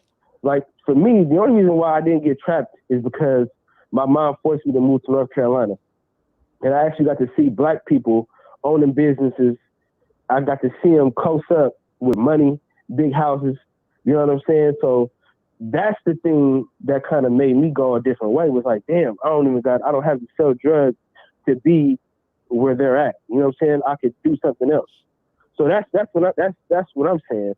And my thing is with the coon situation for me, I feel like somebody that get a whole bunch of money and then just leave the hood all together, don't come back, don't check on the hood. That's a coon to me.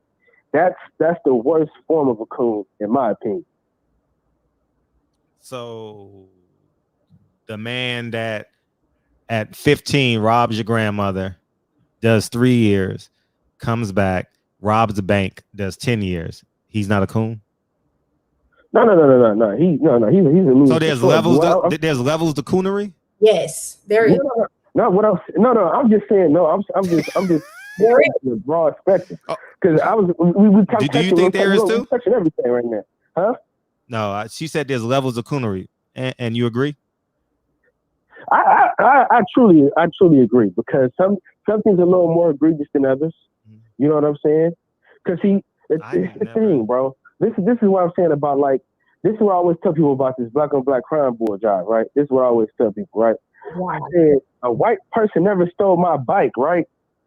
Because I don't live next to any white people. You feel what I'm saying? Like, most of the time, that's what we do. Is what we see. That's who we interact with. That's who we kind of, you know what I'm saying? That's who we get into it with, because that's who we around. You feel what I'm saying? Now, I don't condone any old people, white, black, it don't matter. They off limits unless they come in with some board job, like, you know what I'm saying? What I'm saying is, for me, I feel like the person that is the more the coon for me is the one that has the chance to bring people out and leaves everybody behind. That's the coon that I can't stand the most, because a lot of us, we don't have a chance to get out. See, somebody like you, Fred, is a prime example of a real person, right? You got the dough. You had a chance to leave and never come back. But what do? You put your hand back, grab a few niggas with you, come back to the hood again, grab a few more niggas with you. That's what we like in the black community. People get money, then they cut forever. But we need people that get money to come back and drag some people with them. Go ahead, Monty. The line is open. Go ahead, Monty. Two things. One, first I want to address where he said, you know, people are taught, and then you know, so I can't exactly remember what your words were, but I want to say ignorance is not an excuse at a certain point. So if nobody ever teaches you that that's wrong, ignorance is not an excuse. If you're 5 years old and you don't know your ABCs, and then you're 30 and you still don't know your ABCs, it's your fault you don't know your ABCs. So if you don't know that this is this is coonery, and then you're 45 and you still don't know, it's not anybody else's fault anymore. It's your own. Nobody has to. At 45, you need to be unlearning and relearning on your own. That's not your fault. And then the second thing I wanted to say is the level, when we were talking about levels to coonery. There's levels to coonery, just like there's levels to everything else, but it does not excuse you whether you're on level 1 or on level 10. Coonery is coonery all across the board, but there are levels. Cal, I think you mind if Reg respond? Go ahead. Cal, you still there? Yeah, I'm here. Okay, go ahead. Reg wanted to chime in. Okay. Go ahead, Reg. Yeah. Man, I think everything Cal talking about, that shit don't make no sense to me, and I'm gonna speak that way. Okay, good. The thing about gangs being part of the struggle, that shit was part of the struggle, but at some point that shit faded away. The gang shit wasn't just about struggle. Gang shit was about unity. What gang shit came through was the integration of black folks moving into what were white communities. Where we currently live, the dynamics how it look ain't always look that way. We start moving in slowly when housing laws get to breaking down, and we start moving into white areas looking for better opportunities for housing, better community and shit. And along with those folks who are original gangsters, as teenagers, putting up with a lot of racial shit with other white teenage kids and their parents, their fathers and uncles. And at some point before whites begin to fly out like the cowards they are, when this shit begins to happen, instead of black folks uniting, they begin to split, find ways to fracture this unity that they have. No, I need to be the leader. I'm gonna start my own set and this and that. And then pretty soon these sets get to shoot at each other. Damn. That's always been the dynamic of this gang shit. But some people, yeah, they were brought up in that shit. Not to look down on it, because the people who influence me are gangsters. But now these old gangsters, in the truthfulness of being a mature adults, speak on the self-hatred involved in the gang shit. Right now, we all live in areas, even in South Central, we all live in areas to where these motherfucking areas are being fucking infiltrated by white folks through gentrifying these neighborhoods. You don't see any of the black folks while we intermix doing the same kind of evil shit they do to other black folks. And this is why I'm gonna get about people talking about there's no such thing as black on black. There's a such thing as black on black hatred because it's deeply embedded. But inside these communities where we got white folks living amongst us, you don't see these same black folks pulling drive-bys on these white folks in these neighborhoods. They'll drive right by them to shoot another motherfucker that look like them. The first time I moved I went to go see one of my homeboys who moved to Lancaster. And I go out there and I'm thinking ain't no gang shit. First time my homeboy see another black person, when I see black folks, I say, what's up? My mindset is way different than people I grew up around. I say, what's up? These niggas mad dog and looking at each other, ready to shoot each other heads off. So black folks gotta stop making fucking excuses to soothe their fucking hearts. That's weak shit. The gang shit is coon shit, period. Now, could it be restructured and mean what it was supposed to mean? Yeah. Even Tookie Williams look back on that shit and think it's fucked up. You go on Kev Mack's show, and y'all need to follow Kev Mack's show because he got true gangsters on his shit. And they speak on it, where shit went wrong. And they want to influence these youngsters. Because these youngsters don't know what they involved in. They done got in some shit because they think it's cool. Some of them is part of it because they want protection, because they're afraid to stand alone. And then it starts to mount into other shit. And even when they dealing with shit with the cops, why ain't this animosity be taken out on cops who are nothing but civilian employees? But it don't work that way. This self-hatred is so deep amongst us.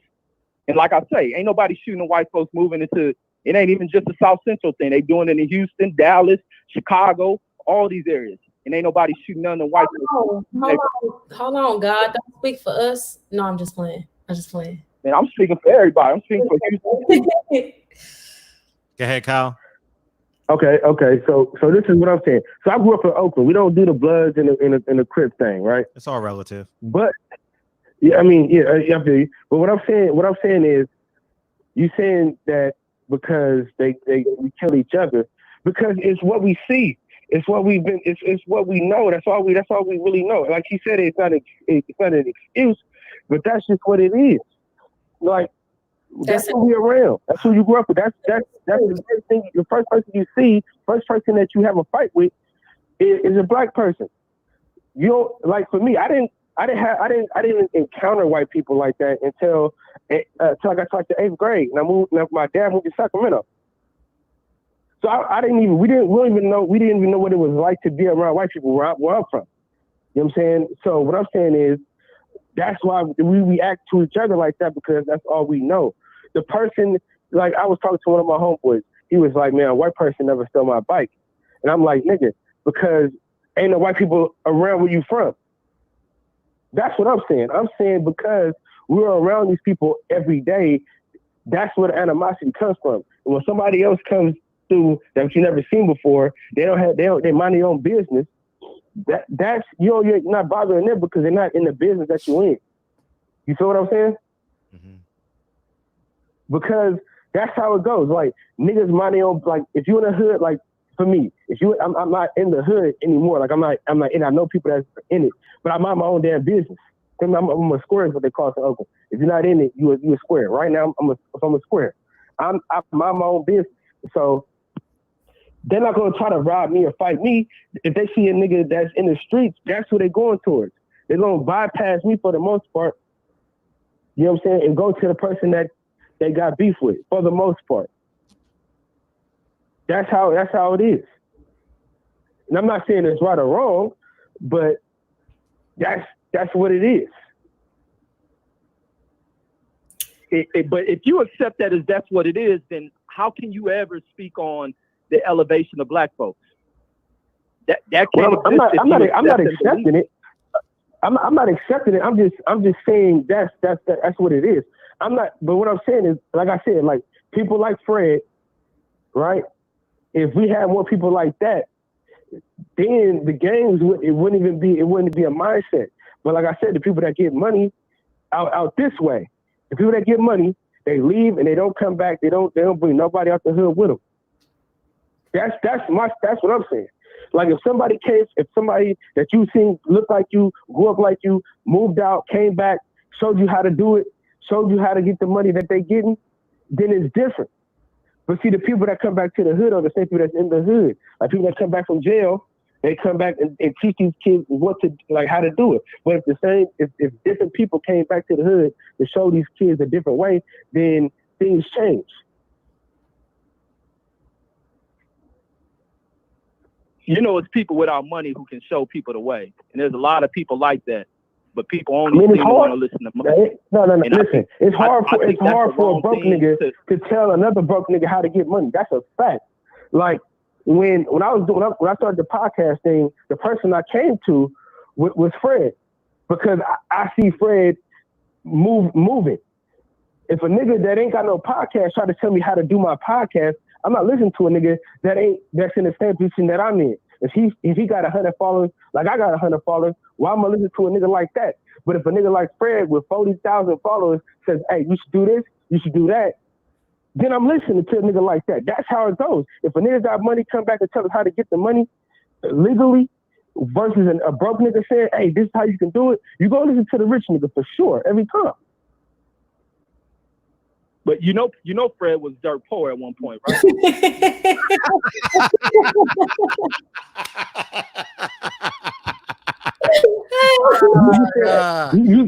That's at one point, but that's at one point. You feel me? That's at one point. But he got money now, and what does he do right now is what I'm saying. He got the money after being poor or whatever you saying he was.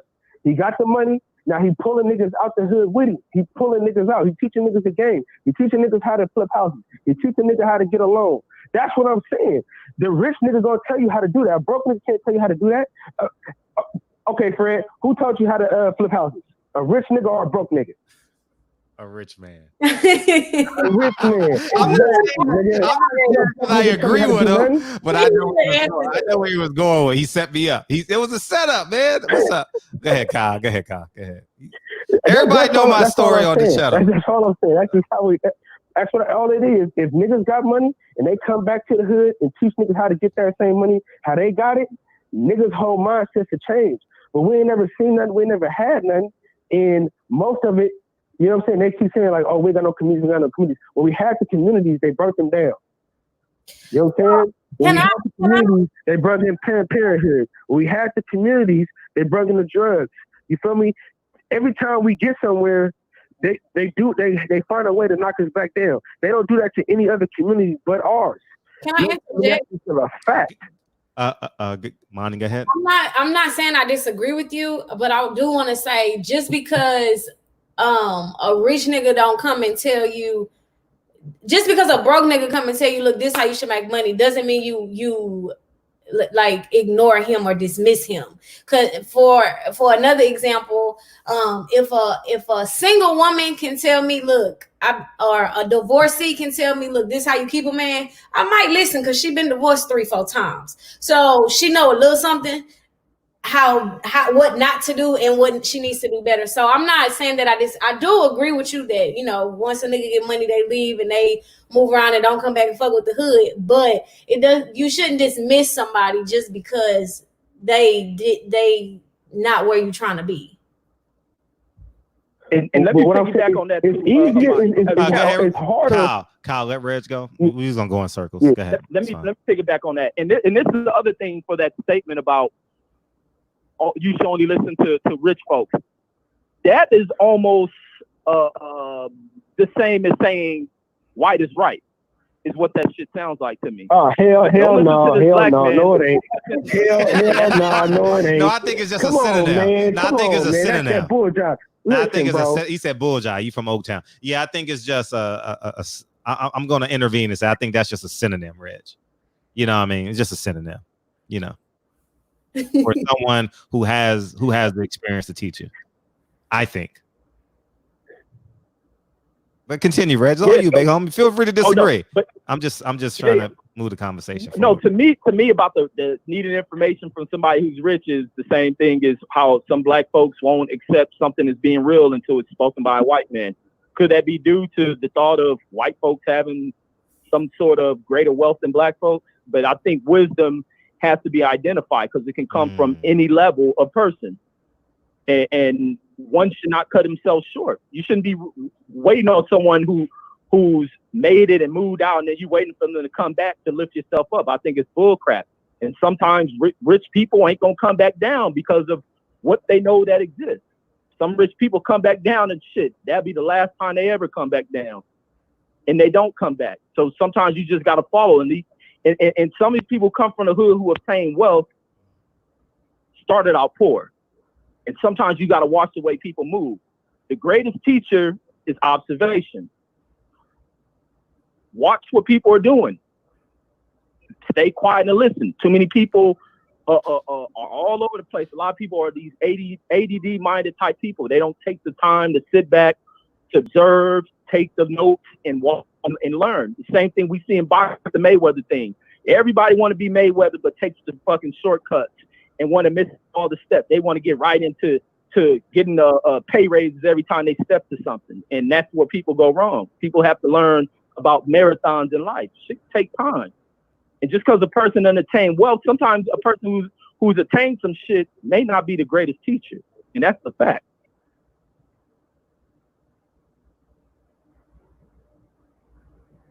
That's the boxer I was thinking of earlier. That's the what? Okay. The boxer I was thinking of.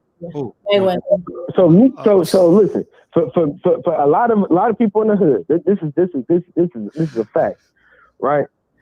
A lot of the people, right, that come through, that got the money, that's who you listen to for the most part. That's just a fact. It's hard. That's success, right? Huh? That's success, right? Yeah, because it's like, okay, a nigga, okay. I heard, like, people say this all the time. Like, if you hang around with 9 broke niggas, you bound to be the 10th. If you hang out with 9 rich niggas, you bound to be the 10th. You feel what I'm saying? Mm-hmm. That's just how it goes, bro. Like, that's just in anything. Growing up in the hood, you look at them, you see what's going on. Like, I know drug dealers that have paper, big money. You know what I'm saying? I know drug dealers that did it all. You feel me?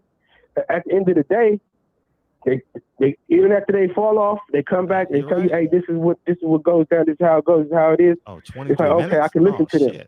It's like if a person go to jail, they tell you, hey, you don't want to go. It's hard for me to listen to a person that's never been.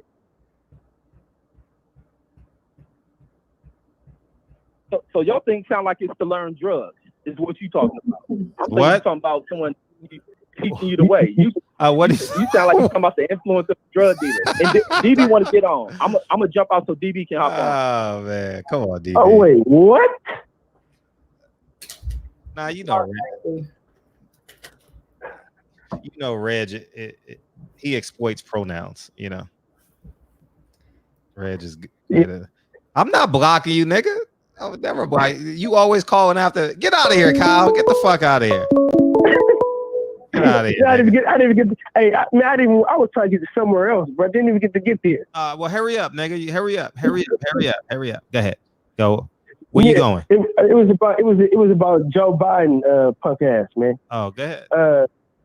You got her attention. She perked up. Oh, she. I just want to hear. Go ahead. So this is what I needed to get to, man. Mm-hmm. Black people, we gotta stop voting for Democrats just because niggas been voting for Democrats for a long time, bro. We gotta get out of that, bro. Right. Democrats ain't did a damn thing. Let me turn your ass up. Turn that shit up. Turn that shit up. Yo, me you had this conversation off wax. Listen. Democrats are the worst thing that ever happened to the black community. No question about it. Joe Biden is the worst. He a creepy old nigga that smells women's hair, bro. He's the worst. Now look, you can talk bad about Trump all we want. All right. He's racist. We know how he coming. You know what I'm saying? At least he's gonna square up with you. Joe Biden, he gonna wait for you to walk down the street and he gonna hit you in the back of the head or he gonna stab you. I want to see it coming. You know what I mean? For me, I'm not voting for any of these clown niggas, but I'm saying if I'm voting for a nigga, I want to see him coming. I want to know. Okay, I know you racist. I don't want you to be hiding your racism. I want to know what's going on with you. And niggas gotta stop voting for Democrats just because niggas want to vote for Democrats, bro. And Obama ain't do a damn thing for black people. I'm sticking to it. He didn't do a damn thing for black folks. He did a lot of stuff for the gay folks, but he didn't do a damn thing for the black folks. He did a lot of stuff for the what folks? Huh? What did you say? He did a lot. Oh shit! I accidentally hung up on him. He said he did a lot of shit for the gay folks. Shit. Well, that's fair. Damn, I fucking hung up on you by accident, big dog. Shit, my bust. But yeah, man. So. Yeah, man. That was I had fuck. Oh, on another note, I'm gonna say this. What's that? I'm gonna say this. Niggas are... Hold on. You late. Hold up, 818. Gotta cross my T's and dot my I's or I can't sleep well. I'm gonna say this shit. This nigga is a genius, dog. I'm just gonna say this nigga's a fucking genius. And y'all niggas need to genius. I'm using the term loosely, Reggie. All right. But I'll say this. This nigga 50 Cent is a genius. He did it with, remember when he said 10 to 15 years ago when he said I'm gonna retire if Kanye sells more albums than me? He didn't spend no money on marketing. Right now, let's fast forward to 2020. I don't know what to do the title of the fucking album. I mean the cover of the album, right? Is that what he said, Monty? I don't know what you're talking about. Oh, the Pop Smoke album. The Pop Smoke. Oh, okay, yeah. You heard about that? Yeah, that's okay. Go ahead. No, but that was just free marketing. He definitely had the cover, but people said, man, that shit probably got 10 zillion mentions. You know what I mean? So that cover is horrible. Huh? That cover is horrible. What is it? You haven't seen it? It's a rose, right? Yeah, it's horrible. Okay. Well, I mean, you probably wanted more. But go ahead, 305. I mean, 818. What's up? 818. 818. That's a collect call. Are you calling from Pelican Bay Penitentiary? Yes, I'll accept the call. 1 minute left. Huh? You have 1 minute left. I'm waiting on DV to call, but nigga ain't calling in. Shit. Nigga ain't calling in. I'm trying to, shit. Calls, boy. So let me ask you this. Who, me? Yeah, about an hour. Yeah, you the only one. All right. But how was it structurally in your home? But dad being NOI, mom. They're not together. They haven't been together my whole life. Oh, overstood. So, yeah. Did you ever ask me? What was it? Did you ever have any tough like mentally and stuff like that in terms of religion and? No, because I grew up in the house with my mom, we were Christian. Like it was, even though my dad taught me what he taught me, I was a Christian. And then once I started seeking answers for myself, my dad, and I never thought crazy, but then stuff started to make sense. Mm-hmm. And then my mom is, even though she's Christian and even though my grandparents are Christian, they're for whatever I'm for. So as long as it makes sense to me, they're supportive. Yeah. She did kill my whole 50 Cent point. You just murdered my 50 Cent point. I'm sorry. The fact that I made that this nigga make a gazillion dollars off of free marketing. He made $1 gazillion off of free marketing. You don't like 50 Cent? I don't follow that story, so I don't really know what's going on. Okay. But you never liked 50, never cared for him? I don't mind 50 Cent. I like his old music. He's an asshole. His old. You say he's a dad now? He's an asshole. Oh, he's an asshole. I've never met him, so I take that back. I know from what I see on the internet, he's an asshole. Yeah, I met him one time. Interviewed him for like 45 seconds. And but how was that? Huh? How was that? It was in Brooklyn. He was faded a little bit. He was feeling good. You know what I mean? He was doing what grown men do on Saturday night. We were at a fight. You know what I mean? I have a feeling me and 50 Cent probably wouldn't get along. I wouldn't get. Oh man, where we at?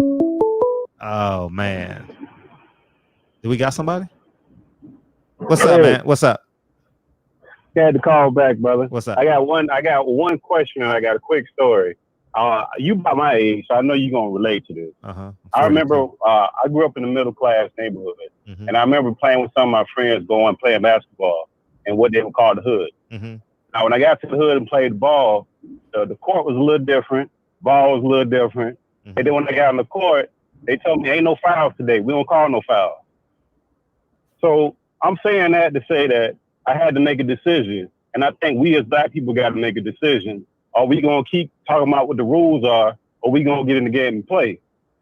Now, my question to y'all is, how weak do you think really a lot of black people are that they just haven't figured out that this just ain't going to never be fair? Go ahead, Monty. You want me to go first? I'm so comfortable with being uncomfortable. Okay. Like, I mean, let's just use, you guys know me in boxing, right? I do what I want to do, right? I say what I want to say. I don't hold any punches. If you don't like me, you don't like me. You take my credential away, it doesn't matter. I know every fighter. You know what I mean? So with that being said, I'm uncomfortable knowing, I'm very comfortable knowing that I have to work harder. I'm comfortable with that because I haven't accepted it. I just know that's the game that I'm willing to play. You know what I mean? And if it's 100-yard thing to score a touchdown, I want it to be 80 yards, 70 yards, 60 yards, 50 yards for Lincoln and Kennedy. You know what I mean? So that's what I know. So I know I'm a few generations away if it stays the same. You know what I mean? I understand that. You know, in my humble opinion, do I think things are going to change? We started the show like this, not under this. It can't under this Constitution.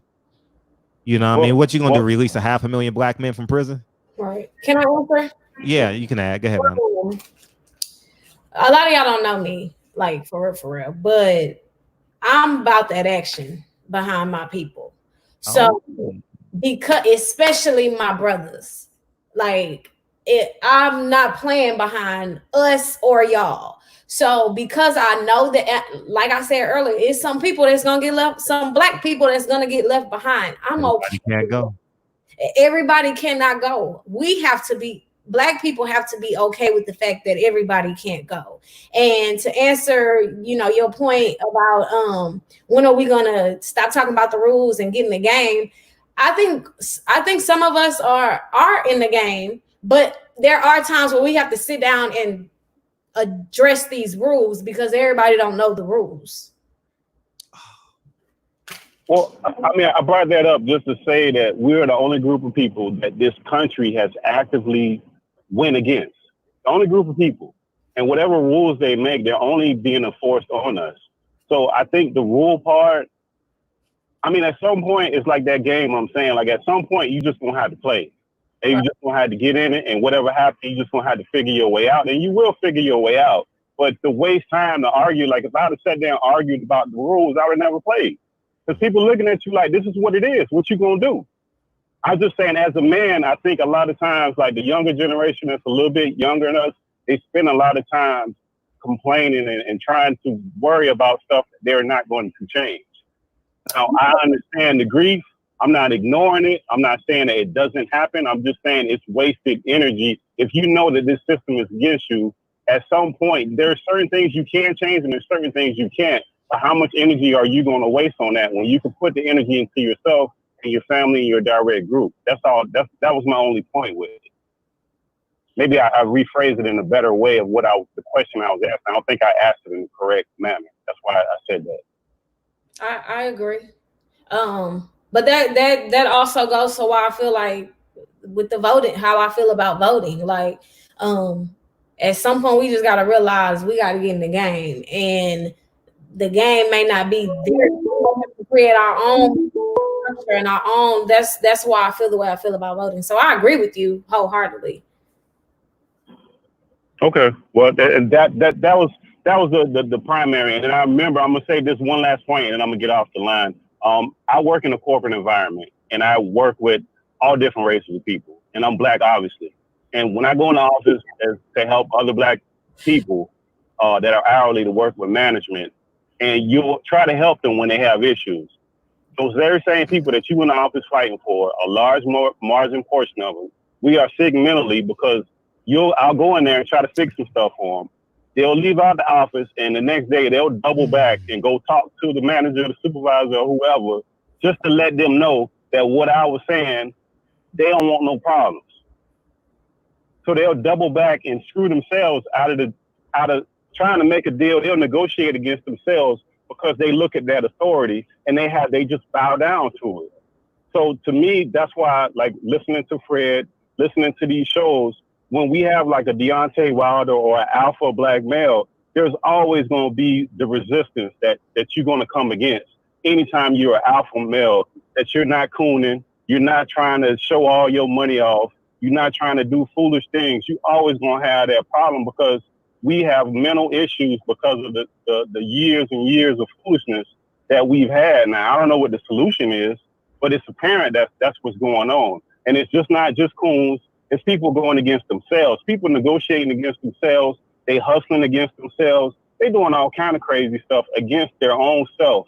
So it has to be a mental issue because nobody would do something against themselves unless you got a mental issue.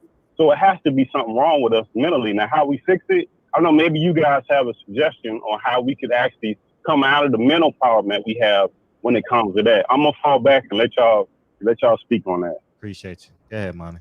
I just want to correct. I'm gonna let you answer that, but I want to correct something or clarify. It's not just the alpha male; it's the alpha Black individual because it's the same thing with the alpha. Same thing with what? Same thing with what? The alpha Black female is also the alpha female. Is the same thing. We get it too. Because we're not cooning and we speak out. It's the same thing with us. White people hate my ass. White people hate my Black ass. So, same thing. Big Dog Willie. Whoa. This beautiful angel face. Upside down, man. Upside down. Big dog. That's the big homie. He kept us up on COVID when they first popped out. He was calling from the hospital. You know what I mean? He was beaming in, giving us all the limo tent to V12, double check the details. You know what I mean? But what did he say at the beginning? Monty? You just not listening. I was listening, but I just need to refresh. Talking about corporate, about being in corporate America, and how basically like he'll try to help Black people, and then they'll come back and double back and basically like you know what? Yeah, I'm back now. I'm back. Yeah, I had an aha moment when he was talking. I have a friend at the gym named Aaron. Aaron's Black or white? Great question. Great question. He's Black. Okay. Black. He's Black. And he said something that was important, and I disagreed with him in the beginning. He was like, Black people need a code of ethics. I'm like, nah, nigga, we don't need no code of ethics. Hold on, Asia. We don't need no code of ethics. We Gucci. Like we ain't. I gotta stop saying we Gucci. We good. You know what I mean? And Gucci don't like Black folks. Say it again. Right, because Gucci don't like Black folks. Gucci don't like Black folks. Yeah. Do I throw away my Gucci or do I just keep it? You can keep what you got because I ain't throw away my stuff. Okay, I'm not. I spend my money on it, but we don't buy no more. I'm not buying no more. I'm not. There we go. I'm not buying no more. There you go. And I had my first test the other day too. Someone said, "Hey, we got 50% off North Face." I said, "I don't want none of that shit." That was my first test. I passed. Yeah. See, that's what's wrong with Black people when it comes to spending Black dollars and Black money. First of all, we forgive too fucking easily. Sorry for my language. We forgive too easily. So now, go ahead. Macy's will put us in a certain light in their advertisement and in their marketing, and then as soon as they say 50% off, we didn't forget all the shit they did. That we can't stand strong in on nothing as a people.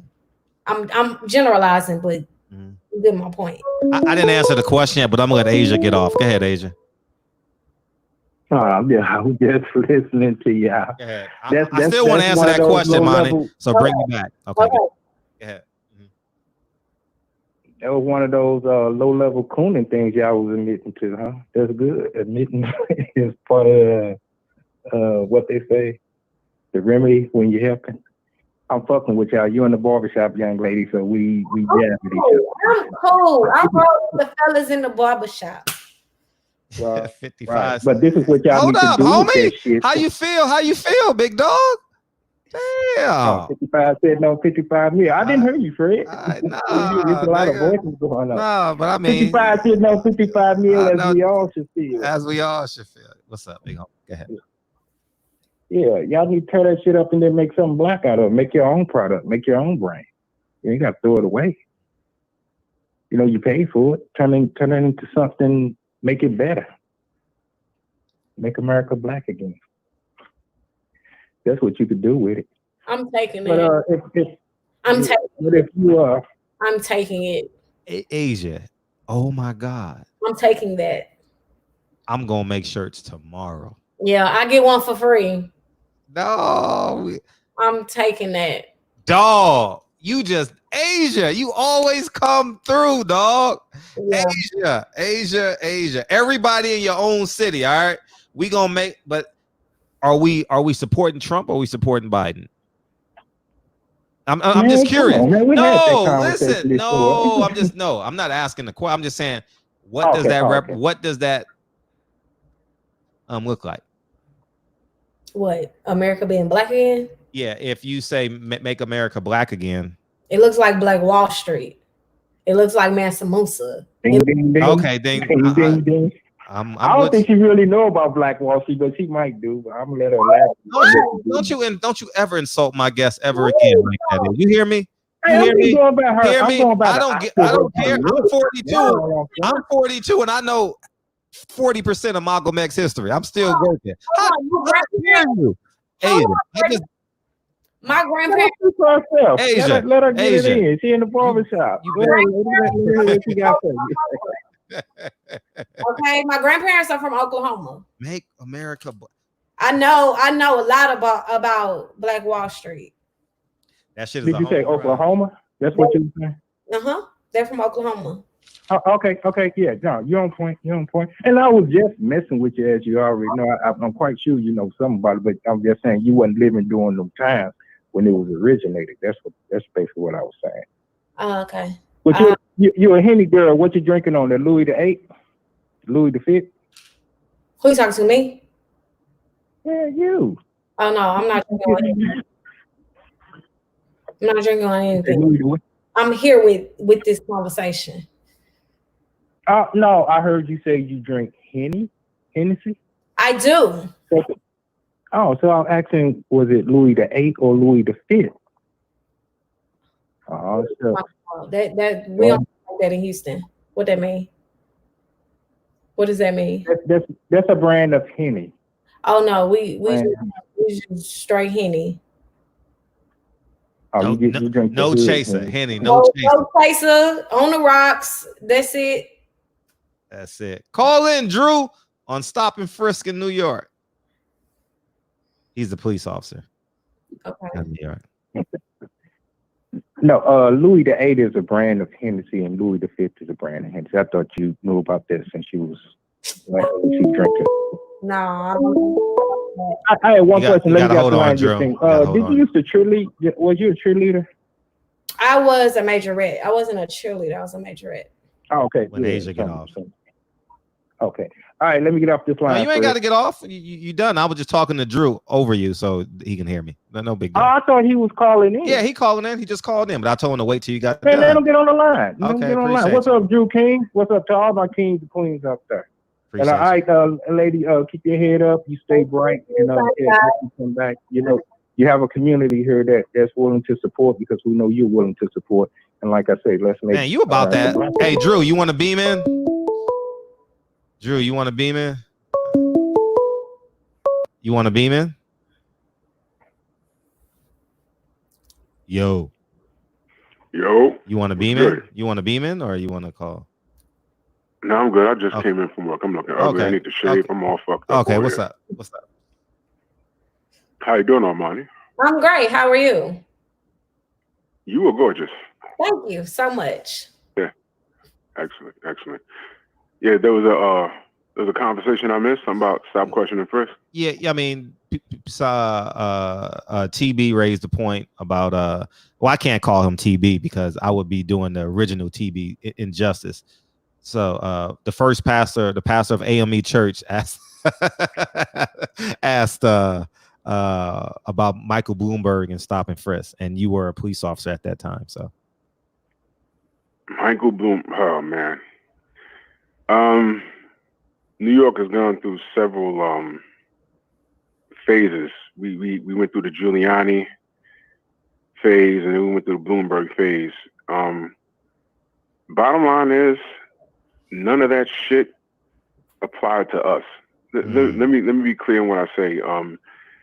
They do things, and then when we make a big enough stink about it, they switch things around just to pacify us. But the overall game is still the same. It's still the same. Giuliani came in, and he had a slogan. I'll never forget it. He said, "The nights belong to us." Damn. What that was a reaction off of police officers going into certain hoods and getting shot at. But what they didn't realize was those police officers just wasn't innocently going to their posts. Those police officers was in there, fucking around and harassing the hood. And the hood made those officers watch out for something that we call airmail. You know what that is? Airmail is simply like you on the block. You got to look up because they'll be throwing shit off the roof at you. And the illest thing in the world I ever seen thrown off the roof at an officer was a goddamn entire refrigerator. Yep. Lucky it missed. Lucky. So lucky.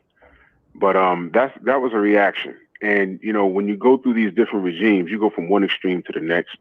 So Giuliani was super duper pro police officer. And that was the 90s. That was when, I wasn't on the job at that time. I came later, but there was a point where my ex-girlfriend lived about 3 blocks from the D train. And I left her house, walked to the corner, and I got tossed. Stop, question, and frisk. I walked to the corner, made a right turn. I got tossed again by 2 different officers. I got to the train, got downstairs, 2 cops there. I got tossed again. That's 3 times in under 20 minutes. And I missed my fucking train. So these are the realities that we had to deal with. So that was one extreme. So we made a big stink about that. We got with our officials or whatever, and we elect a new mayor, and he goes to the next. Mayor Bloomberg was about, listen, I'm a businessman. I'm gonna come in and I'm going to get the city paid.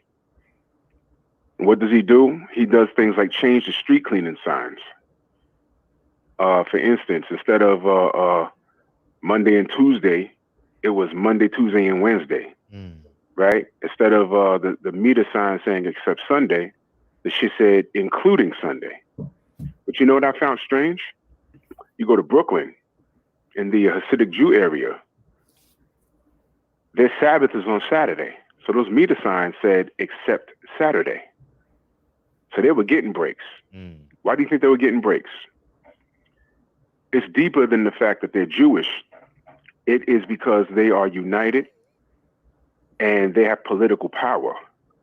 And whoever's in charge, whoever their local congressman in that neighborhood is, they were backed financially by the Jewish community.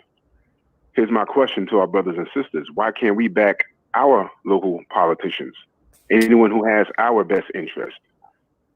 You know, I'm late to the show, but I did hear a decent conversation, pretty much about Black unity. Fred, you heard me say, and I say this to all my brothers and sisters: show me where you spend your money, and I'll tell you what your priorities are. And we need to hold that dear. You know, Black people love a sale, but you know something? In light of what's going on, this pandemic and this with George Floyd, and I can't get on Instagram. And Armani, I'm gonna start following you now, by the way. Thank you. I can't get on Instagram or on Facebook without somebody videoing some white person doing us dirty. And these white people aren't even fucking cops, man. They just think that they own the fucking place. Because they do. Or do they? How the fuck, Fred, how the fuck does the Caucasian dollar, the Jewish dollar, the Asian dollar stay, their dollars stay in their community for up to a month and a half, but the Black dollar only lasts in our hand for up to 6 hours. But meanwhile, we spend trillions of dollars a year, but we don't own shit. You see, Fred, you are more important, your ideology and what we do here in the LDBC, everything we do here is tight knit. You're more important than you think. And I'm not just bullshitting. You're a lot more important than you think. And you're hated for a lot more reasons than you may think. The reason why they hate what we do here, you know, there's no boxing. You notice that we're talking about boxing, but we are talking about other things like self-empowerment, moving forward. You see why we're hated? Yes. It's deeper than boxing. Everything that's happening to Brother Deontay Wilder is deeper than boxing. But there's an awakening here, and we can't lose focus. Yes. We can't lose focus. We can easily bring back Black Wall Street. Easy. But you know what? We need to talk amongst ourselves and not online. Because these motherfuckers really think that we're stupid. All right? When slavery was abolished, or whatever you want to call it, they treated us Black people like how the abusive husband kicks the woman out and says, yo, man, you can't survive without me. Go on, get the fuck out of here, bitch. Get out of here. You'll never survive without me. You ain't shit. And then like 4 months later, he look and she done got her own apartment. She done went back to school. She got a job. And what does he do? His hating ass? Oh, no, she can't do that. Break in her house and cut her face up and, you know, all kinds of insecure shit. White people are insecure. That's what they did to all the Black Wall Streets. They said that these niggas will never survive on their own. They're going to run back into the goddamn jungles like they did in Africa, because that's what they thought that we were. And we're going to have to go round them up again, and they're going to put them right back on our plantations. What happened when the Black people left those plantations? They had to do the work themselves. And they said, this is some hard fucking work. What are those niggas doing? And they came up in our neighborhoods and they saw cars and banks and kids playing. They said, oh, no. We can't have this. They don't need us. We got to burn this shit down. We got to reset the game. And when they reset the game, they instill the ideology in us. And we are so fucked up for damn near 500 years. We are so fucked up that we think that we have no hope amongst each other. I can go to someone right now and say to them, yo, look, I have an idea. They'll be looking at me with one eye open like, nigga, what you about to take? Nigga, you ain't got nothing I want to fucking take. Nigga, I make 6 figures. What the fuck am I going to take for you? I'm trying to come up. I'm trying to help you come up. Now, I'm at a point in my life where I'm all about service. When I hang out on the beaches of the world, I want to be with friends other than my family. I see my family every day. But I get pissed off when I go on vacation and I'm on the beach and I look to the left and right of me and I don't see anybody I know. I do see some white people there, some Black people, but I don't see anybody I know. I want to be able to pick up the phone and call my brothers and sisters and be like, yo, man, let's just get on a plane. You round up the kids. Let's go do something. You know what I'm saying? Because what I'm talking about right now is financial freedom. Money is everything. Think about what I'm saying. money is everything. I'm talking about financial freedom. Freedom is financial. That's the right to do what you want, when you want, how you want, with whom you want, for as long as you want. And right now, all of those things are income-based. What I talk about is the right to taking back those freedoms. But I don't want to preach too much. You know what I mean? Reggie, I'm gonna holler at you soon. But yeah, you know, we can't fix the system. The system was never broken. It was just never meant for us. And when I swore the oath, and I went my first day in the police academy, they go around the room and they ask these officers, yeah, why you want to be a cop? And I swear to God, you can tell who was from the 5 boroughs and who was from Long Island. Because these dudes jumped up and said, oh, well, yeah, you know, I want to be a cop because my grandfather was a cop and my father was a cop in military, and everyone do a little clap. And by the time it got to the blacks and Spanish people in the room, we looking at each other, we catching each other's eyes like, yo, we got to make some shit up now. Because I was ready to say, yo, look, I took a test, I passed AIM. I just want to move out my mama's house. And that was the truth. But when they got to me, I said, yeah, my dad was a cop, so I want to follow in his footsteps. That's not true. My dad didn't want me to take the job. I took the job, I didn't like it. Left that fuck, I drive a bus, I make more money. Less headache. Fuck out of here. It was just a paycheck, man. I was not driven to do that shit. I was not driven to do that shit. And the amount of shit that I saw that didn't make the news is fucked up. That stop, question, and frick shit, please. It's fucked up when you have a partner and you driving through a hood that you used to roll through, and the motherfucker sitting in the passenger side is looking around. Yo, what are they doing? Or what are they doing? Nigga, they just sitting in front of the building. They chilling, right? And they just chilling in front of the building. You dig what I'm saying? And it's like, yo, I was like, yo, my God, if I wasn't in this fucking car and he was with somebody else, what the fuck would he do? Get the fuck out of here, man. And I can't fix the world, but you know what I can fix? I can fix me. And I could lead the charge and lead by example. And what I did do was leave that fucking place. I have nothing bad to say about it, but I don't have nothing static to say about it either. All right? The things going on the inside is fucked up. I couldn't do a 20-year bid there and leave with a fucking conscience. And that's just me, because I still got a lot of friends that are there. I was just talking to my boys today. And you know what they tell me all the time? Shit, should have left with you. Because it's not getting any better. It just gets more covert. When you catch them doing shit, they say, okay, we're going to do the same shit, but we're going to go about it a different way. You dig? So this is what we're dealing with here. The system was never broken, family. It was just never meant for us. Facts. The shit works. WB it is just never meant for us. Yep. That's all it is. So what we have to do is work smarter, not harder. Okay? Black Wall Street is how we fix it. And we need to remind them, because once we get on the ball and start implementing a plan, a serious plan, and I have a plan, and I don't give a fuck who comes with me or not. I have a plan. I'm not looking for motherfuckers that are going to disagree with me. I'm looking for that 1 or 2 people that will agree with me and willing to take that journey with me.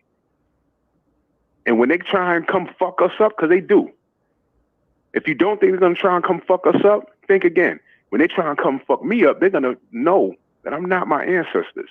You're going to die fucking with me. You're going to fucking die. But that's where I stand with that, man. So, you know, it's deeper than stop, question, and frisk. It's an ideology. They want to know what we're doing at all times. They want to know where we're at all times, because we're a legitimate threat. We're not the minority. We are the fucking majority. We are not the minority. Okay? A black man knocks up a white chick, that kid is black. Bottom line. They just lost one. They just lost one. We multiply. That's just it.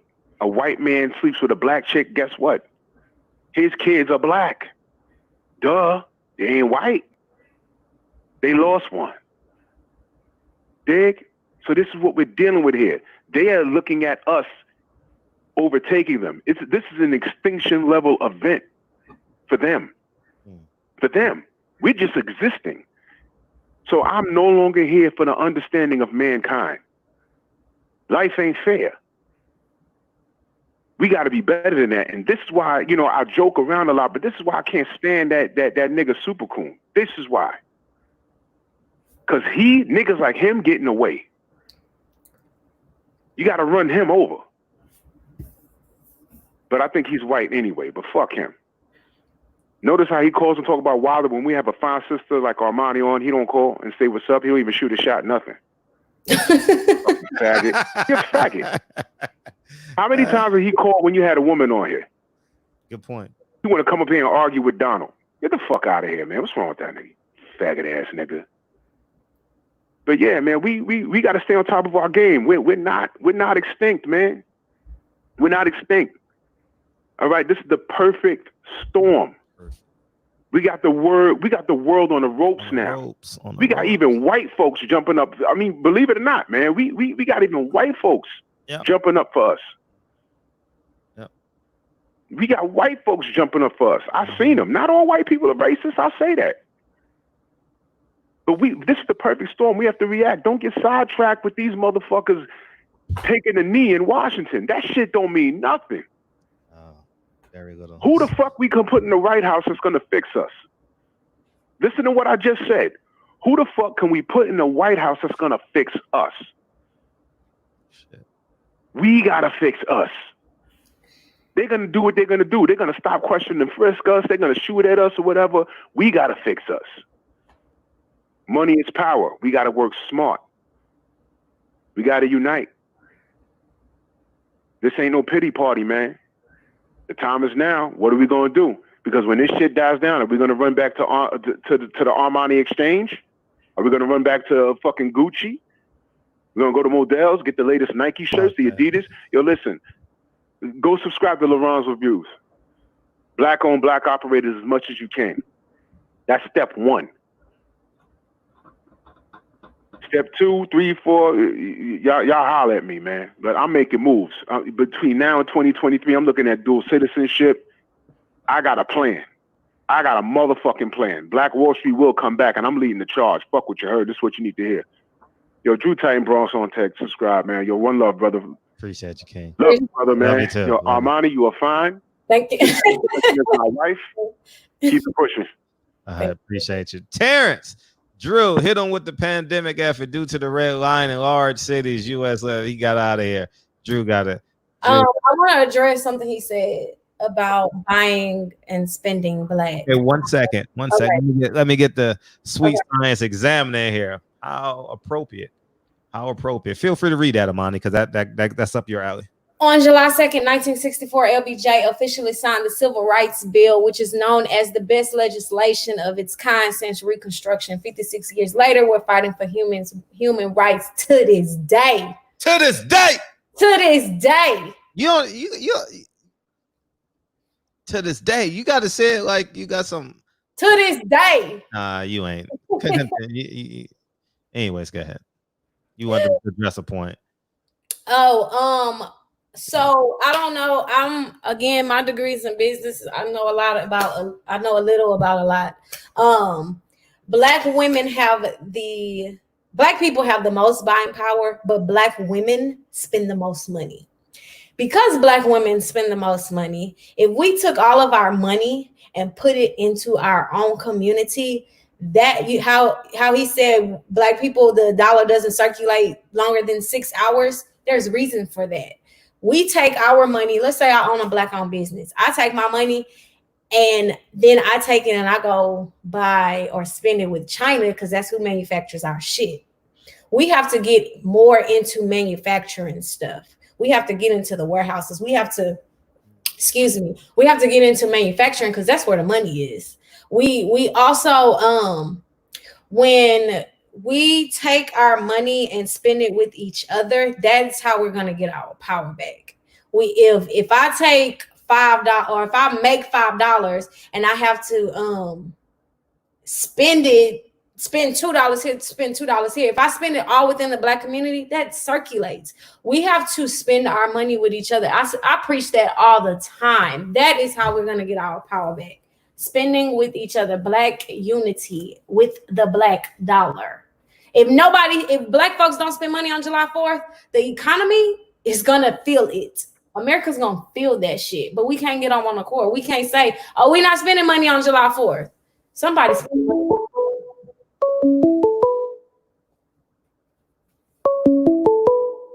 What's up, Ant? I guess you need to hear that. Double check the details. Gotta cross my T's and dot my I's or I can't sleep well. I just wanted to make another point about accountability. This Ant Fresh calling in to say, man, if you have somebody that's locally that is very intelligent, very smart when it comes to business, ask questions. That's number one, especially if they are OG, if they somebody that been in the game, ask questions if you're the young pup trying to learn something. Number two, use your creativity. I didn't hear enough of that in a lot of people's response. A lot of people complaining, they bitches, they moaning, they this and they that. But you have to have creativity. Just like Fred. Fred said he was broke, he this and that. He had to think of a creative plan to get to where he is today. He had to probably do some finessing, some fast talking. You have to do what you have to do to get where you need to go, but bring everybody with you. That's all I'm saying. A lot of us, we get to where we go, and then we want to be amongst white folks. We want to mingle with everybody else and think that we better. We need to get off that mentality, number one, and that starts with the children. A lot of people who are over 30, they already got their mind made, especially the ones that's making six figures. A lot of them already think that, well, I'm better than you. You know what I'm saying? You ain't made it to where I made it to. Or that whole mentality of, I got mine, you got to get yours. And Fred, that was a saying that was said over and over and repeated throughout the 80s and 90s. I got mine, you got to get yours. What song? We have to get the fuck off of that, huh? That was a song. It was, but a lot of people said it too. At least in my day, I used to hear that all the time. Nobody they always say, the game is all not told, blah, blah, blah. But I feel like we in a dire situation. We've been in that, right? Why don't we all get together? And I'm talking about people who have the knowledge, quit being so motherfucking stingy, give that knowledge out. Like Nip didn't say, hey, you're going to have to pay me money, nigga, or you're going to have to do. He just gave it freely. And he gave out a lot of gems throughout his fucking music. If we got on some time like that, where the super intellectuals who have millions of dollars did that, we'll be good. But like I said, it's a mentality that has to be spread. The same way we can learn a rap song, right? We love to recite Future's lyrics or NBA Youngboy, whoever the hot rapper is. Everybody wants to recite their lyrics. They know everything, right? He lives in Houston. I'm sorry. NBA Youngboy, he lives there. Yeah. You know what I'm saying? The Louisiana, Houston boy. And like, if we put that same energy into Black wealth and Black nation building, and if I see on street corners, because people always say they so broke, they so this. Guess what? It don't cost that much to have a lemonade stand for your little child. Instead of them being on their tablet every motherfucking day and you thinking you doing something because, you know what I'm saying, they staying out the way, they not bothering you, go sit your ass down somewhere, quit bothering me, get off that, get your ass into your child's face and say, look, we're going to learn through that because this is what you need. So when you turn 18, you don't have to deal with what I had to deal with. You're going to already have your own little small bit. I don't want to hear Black people in the chat saying, oh, bruh, we can't have our own business, bruh. Like everybody not built like that. You don't need everybody to be built because guess what? Everybody plays their role. We need soldiers, just like that nigga with the AK-47 that was on K. Cola's video that I sent you, Fred, that's talking about he ready for war. Like, you know what I'm saying? He ready to protect our Black queens, our Black sisters that was disrespected. We need them, and we need to fund them. If you know what I'm saying, if they really ready to ride or die for us, guess what people do when they have an army? You have to fund your army. You have to fund the bullets, get everything together, and know that we behind them. Say, hey, we are behind you. This is what we paying you to do. When it's go time, handle fucking business. And we gonna follow suit right behind. Whatever order y'all got, we going at it. Then when it comes to people, because everybody can't be a soldier. So then you gotta have the people who are teaching wealth. They teaching nation building. You have people that's teaching, you know what I'm saying? Because of course, respectability politics, we don't really need that. At this point in time, we just need stuff that's tangible. We need to get to tangibles. And a lot of us, we don't understand that. You know what I mean? We don't know what that looks like. It looks like teaching one by one. And Fred, my next thing is, man, if we don't value that in the next 20 years, I don't see anything really changing. I see a whole bunch of information being shared, but until we have that same mindset that they had when they boycotted those buses back in the 1960s in Montgomery, Alabama, when they said, we are not going to allow y'all to have another red cent, another penny, another dime, another nickel of us. We have to get on some time like that. And they walk. Look, my grandmother, her mother lived in that time, right? And she did the boycott. You understand what I'm talking about? Did it for, I think it was like half a year or something. They were walking like 25, 30 miles to work. They would wake up like 3 or 4 or 5 or 6 hours early just to walk to work. If you serious, you're gonna make something happen. You understand what I'm saying? You're not gonna keep complaining, the white man keeping me down, this person the Jewish man. The Jewish people, they all were on code. If we get on code, we can do exactly what they not special. Asian people are not special. Yes, their dollar circulates 33 times before it leaves the community. It's because they're all programmed to be that way before they even fucking come over here. So the ones that they let over here are the ones who had that type of mentality. They don't let their quote unquote worst come here, if that makes any sense. Like it's deep, but a lot of us we put so much emphasis on what they already have. It's because they all got on code. Italians are a great example. They supposedly got treated like shit by the Polish, by the German. Guess what they did? They said, well, fuck all of it. You're gonna treat us like shit. We're all gonna group together. We're gonna support one another to our dying day. We're gonna be loyal. We're gonna lobby. We're gonna buy people. Because guess what? Quit all this right and wrong shit. No. We live in America. People can be bought. People can be lobbied. People can be sold. Obama was sold by the LGBT. People don't want to hear that. He was bought and paid for it. If you don't understand, if you don't look into the fine print, the facts of it, you're just going to be bamboozled and confused. And that's all I'm trying to say is quit this whole, like, because a lot of us, we had this morale, but guess what? You're just going to be broken. You're going to die. That's what's going to happen. This whole morale thing, like, oh, man, we can't do that. That's wrong. Guess what? White people gonna still be white. They still gonna treat you how they want to treat you. They still gonna be passive aggressive. You still gonna have to work at their establishment. So what the fuck is your point of this? We had to do is we don't want no handouts, nigga. Fuck you, die then, nigga. You know, I'm just keeping it 100. If you got that mentality, you got a passive, submissive, lay, you know what I'm saying, lay on your stomach while white daddy penetrates you, then my nigga, get the fuck out the way, nigga, straight up. And that's just real talk. Get the fuck out the way, cause you in the way. And man, that's my call, man. I'm just sick of the passive bullshit. Quit being passive. Build. Teach your kids first. That's number one. Because like I said, a lot of adults, they're lost and they're gone. You need to focus on the teenagers and the kids. And I'm out. Appreciate you. I want to address something. I'm in the chat, y'all. I just don't know how to respond, but I see the chat. Somebody said that they don't give white homeless people money. I don't either. When I see them, I'm like, damn, you fumbled the bag. Like, you fumbled the bag. You're right, because I don't give them either, man. I don't give them either. Like, I ain't gonna even lie. I almost laugh at them. You know what I mean? I almost laugh at them. All right, go ahead, Terrence. You wanted to holler at the people.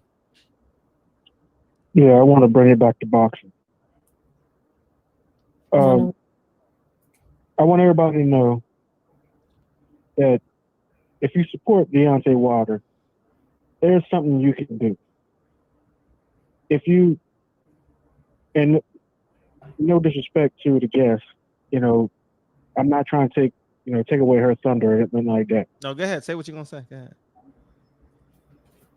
If you support D like you say you do, there's something you can do.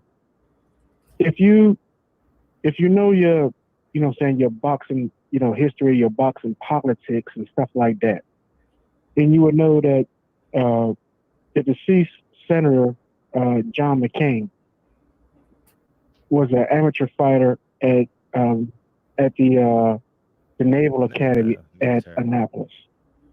And he had put forth legislation to protect fighters in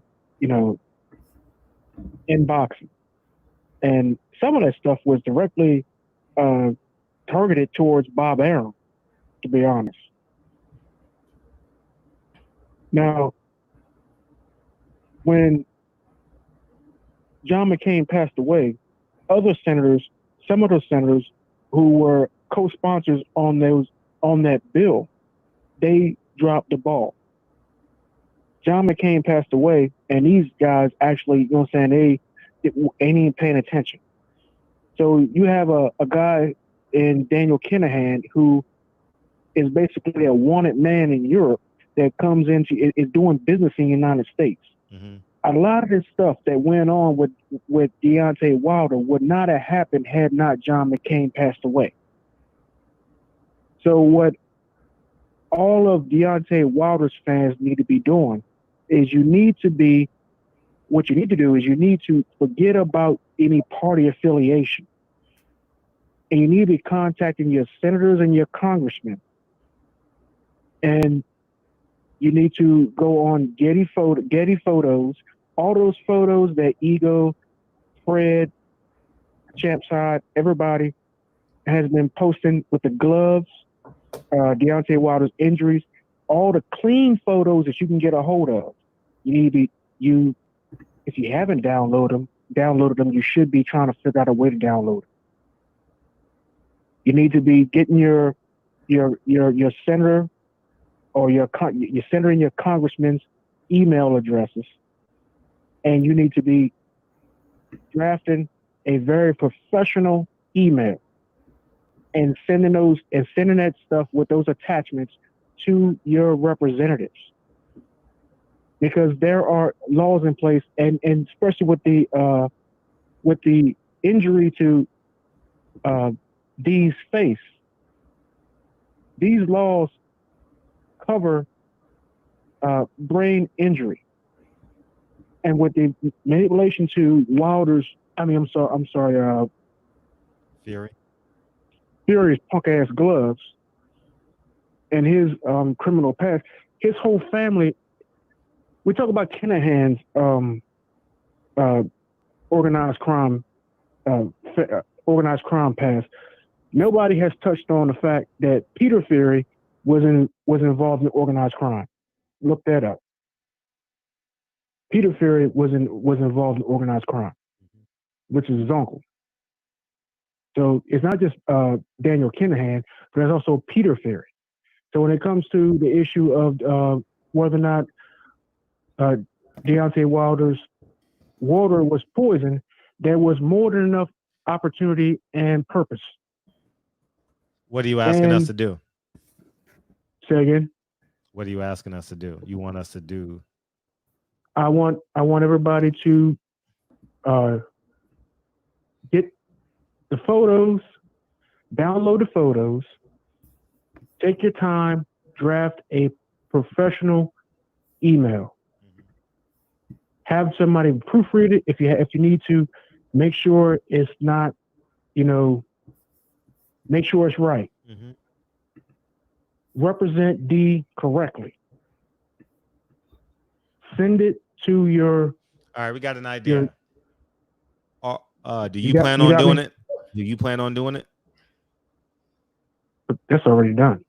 Okay, good. We can use your letter,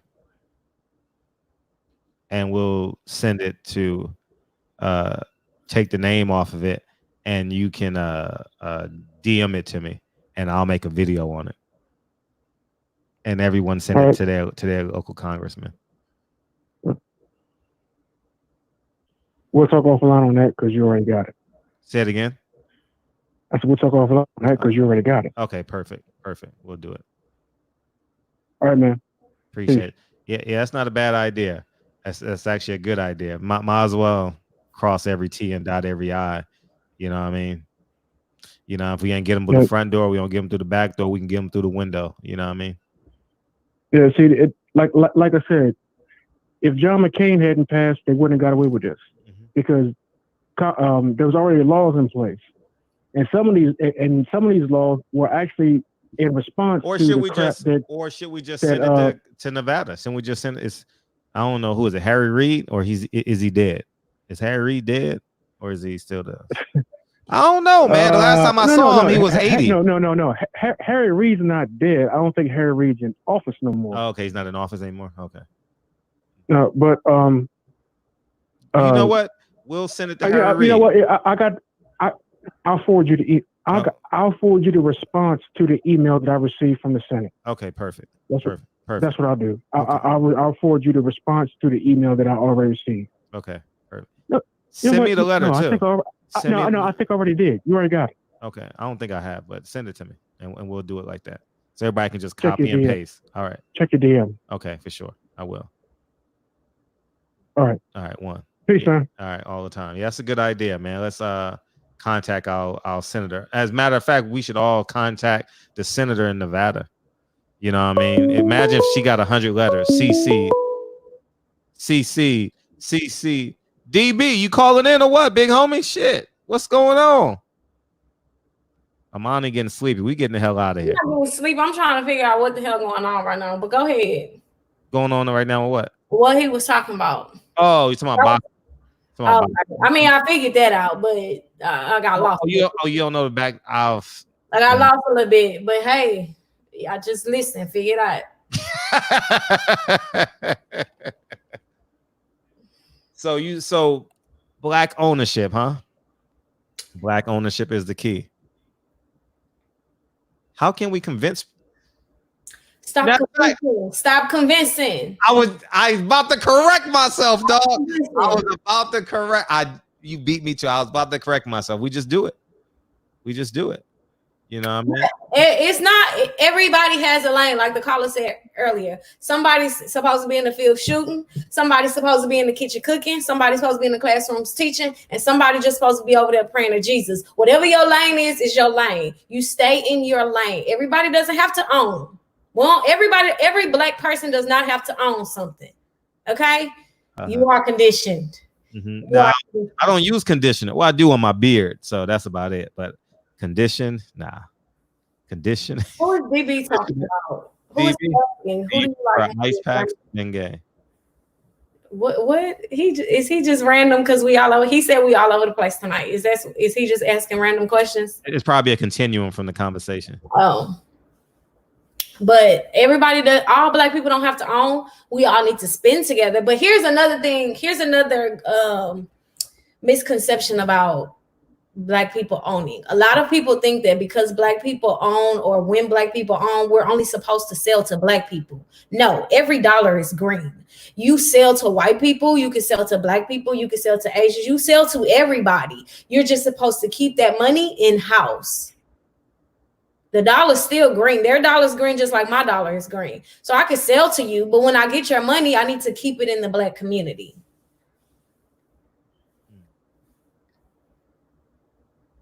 They tripping in the comments.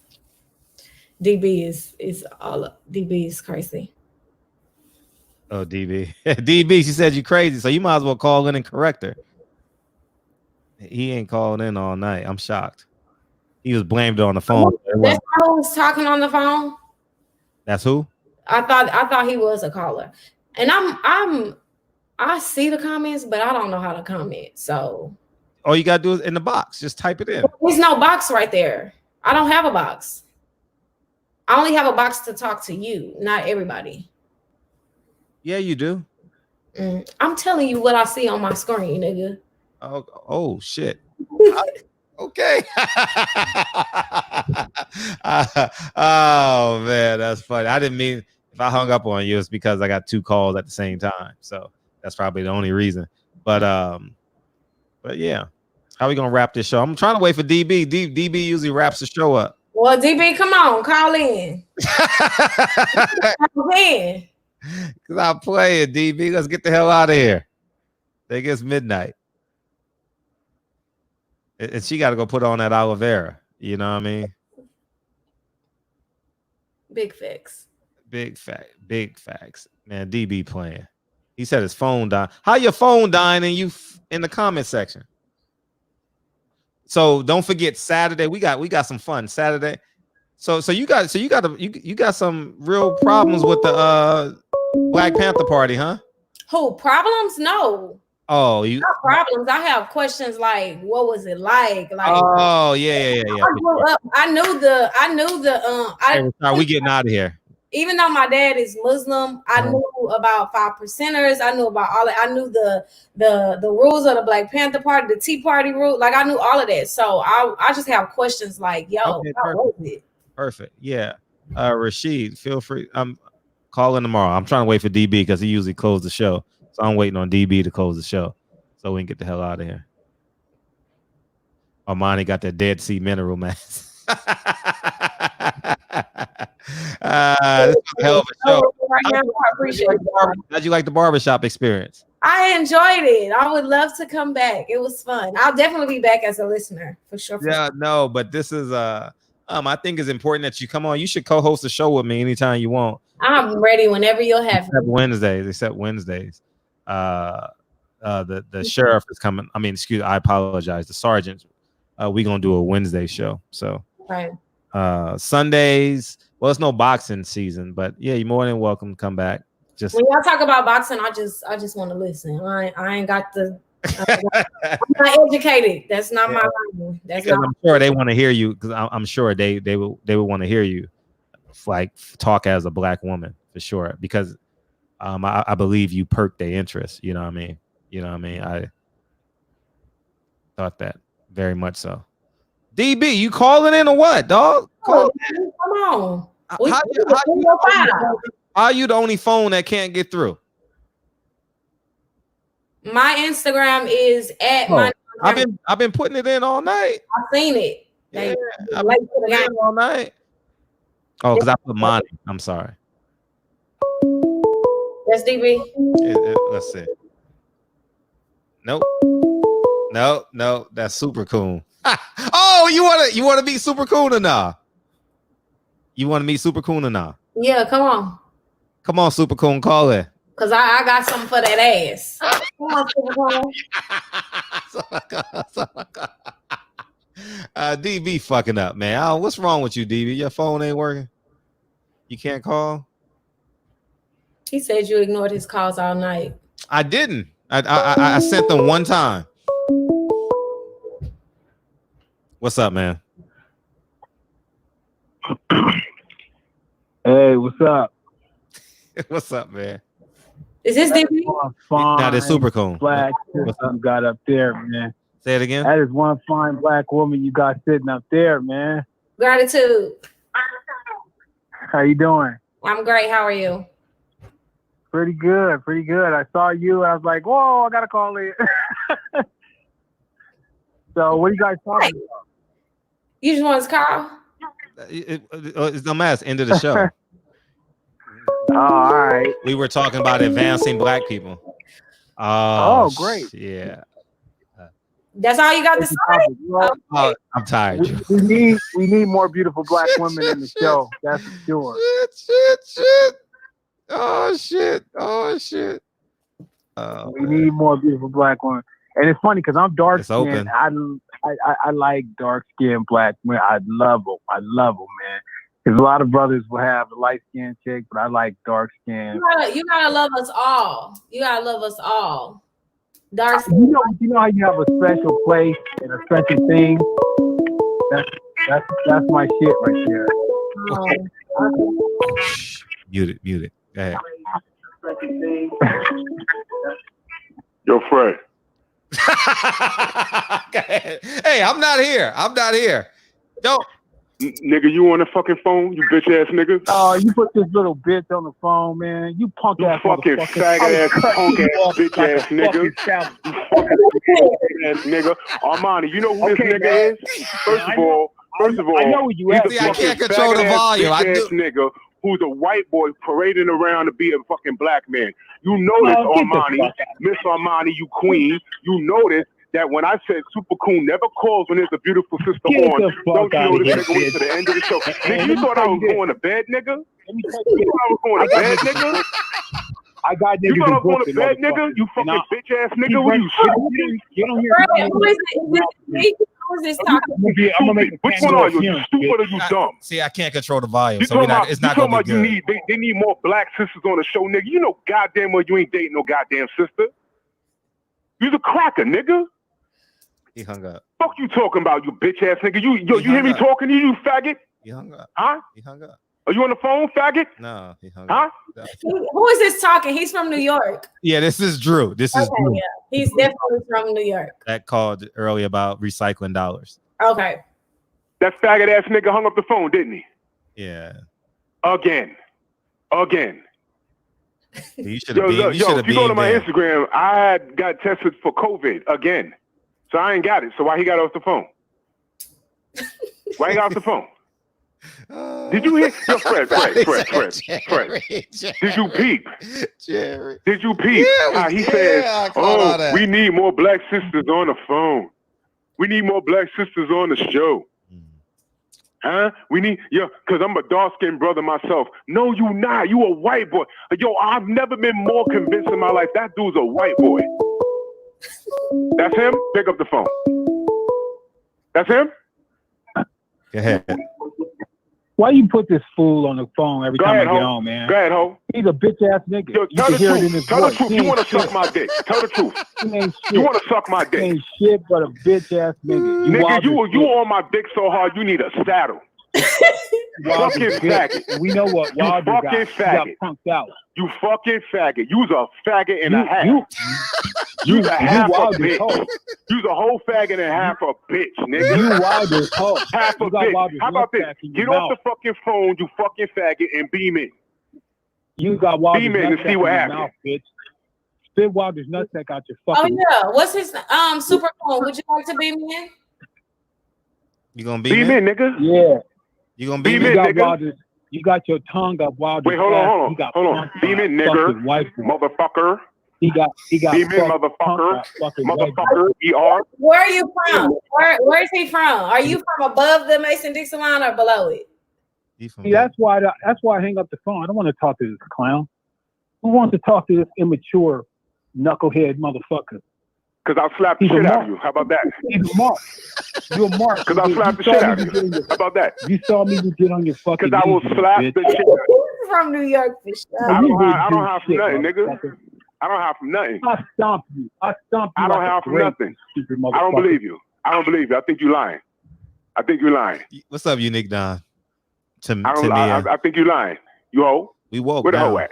We woke now. Huh? Where he at? He gone. He just wanted to holler at you. Oh, Jesus Christ. Yo, why can't that coon beam in? Why can't that coon beam in? This nigga, you know what happened? He thought I went to bed. He thought the show was over. He thought DB was going to call. This nigga turned and he thought I went to bed. Yeah, I love it. I'm all the way live. New York. Nigga. I love it. Faggot ass nigga. He's so New York.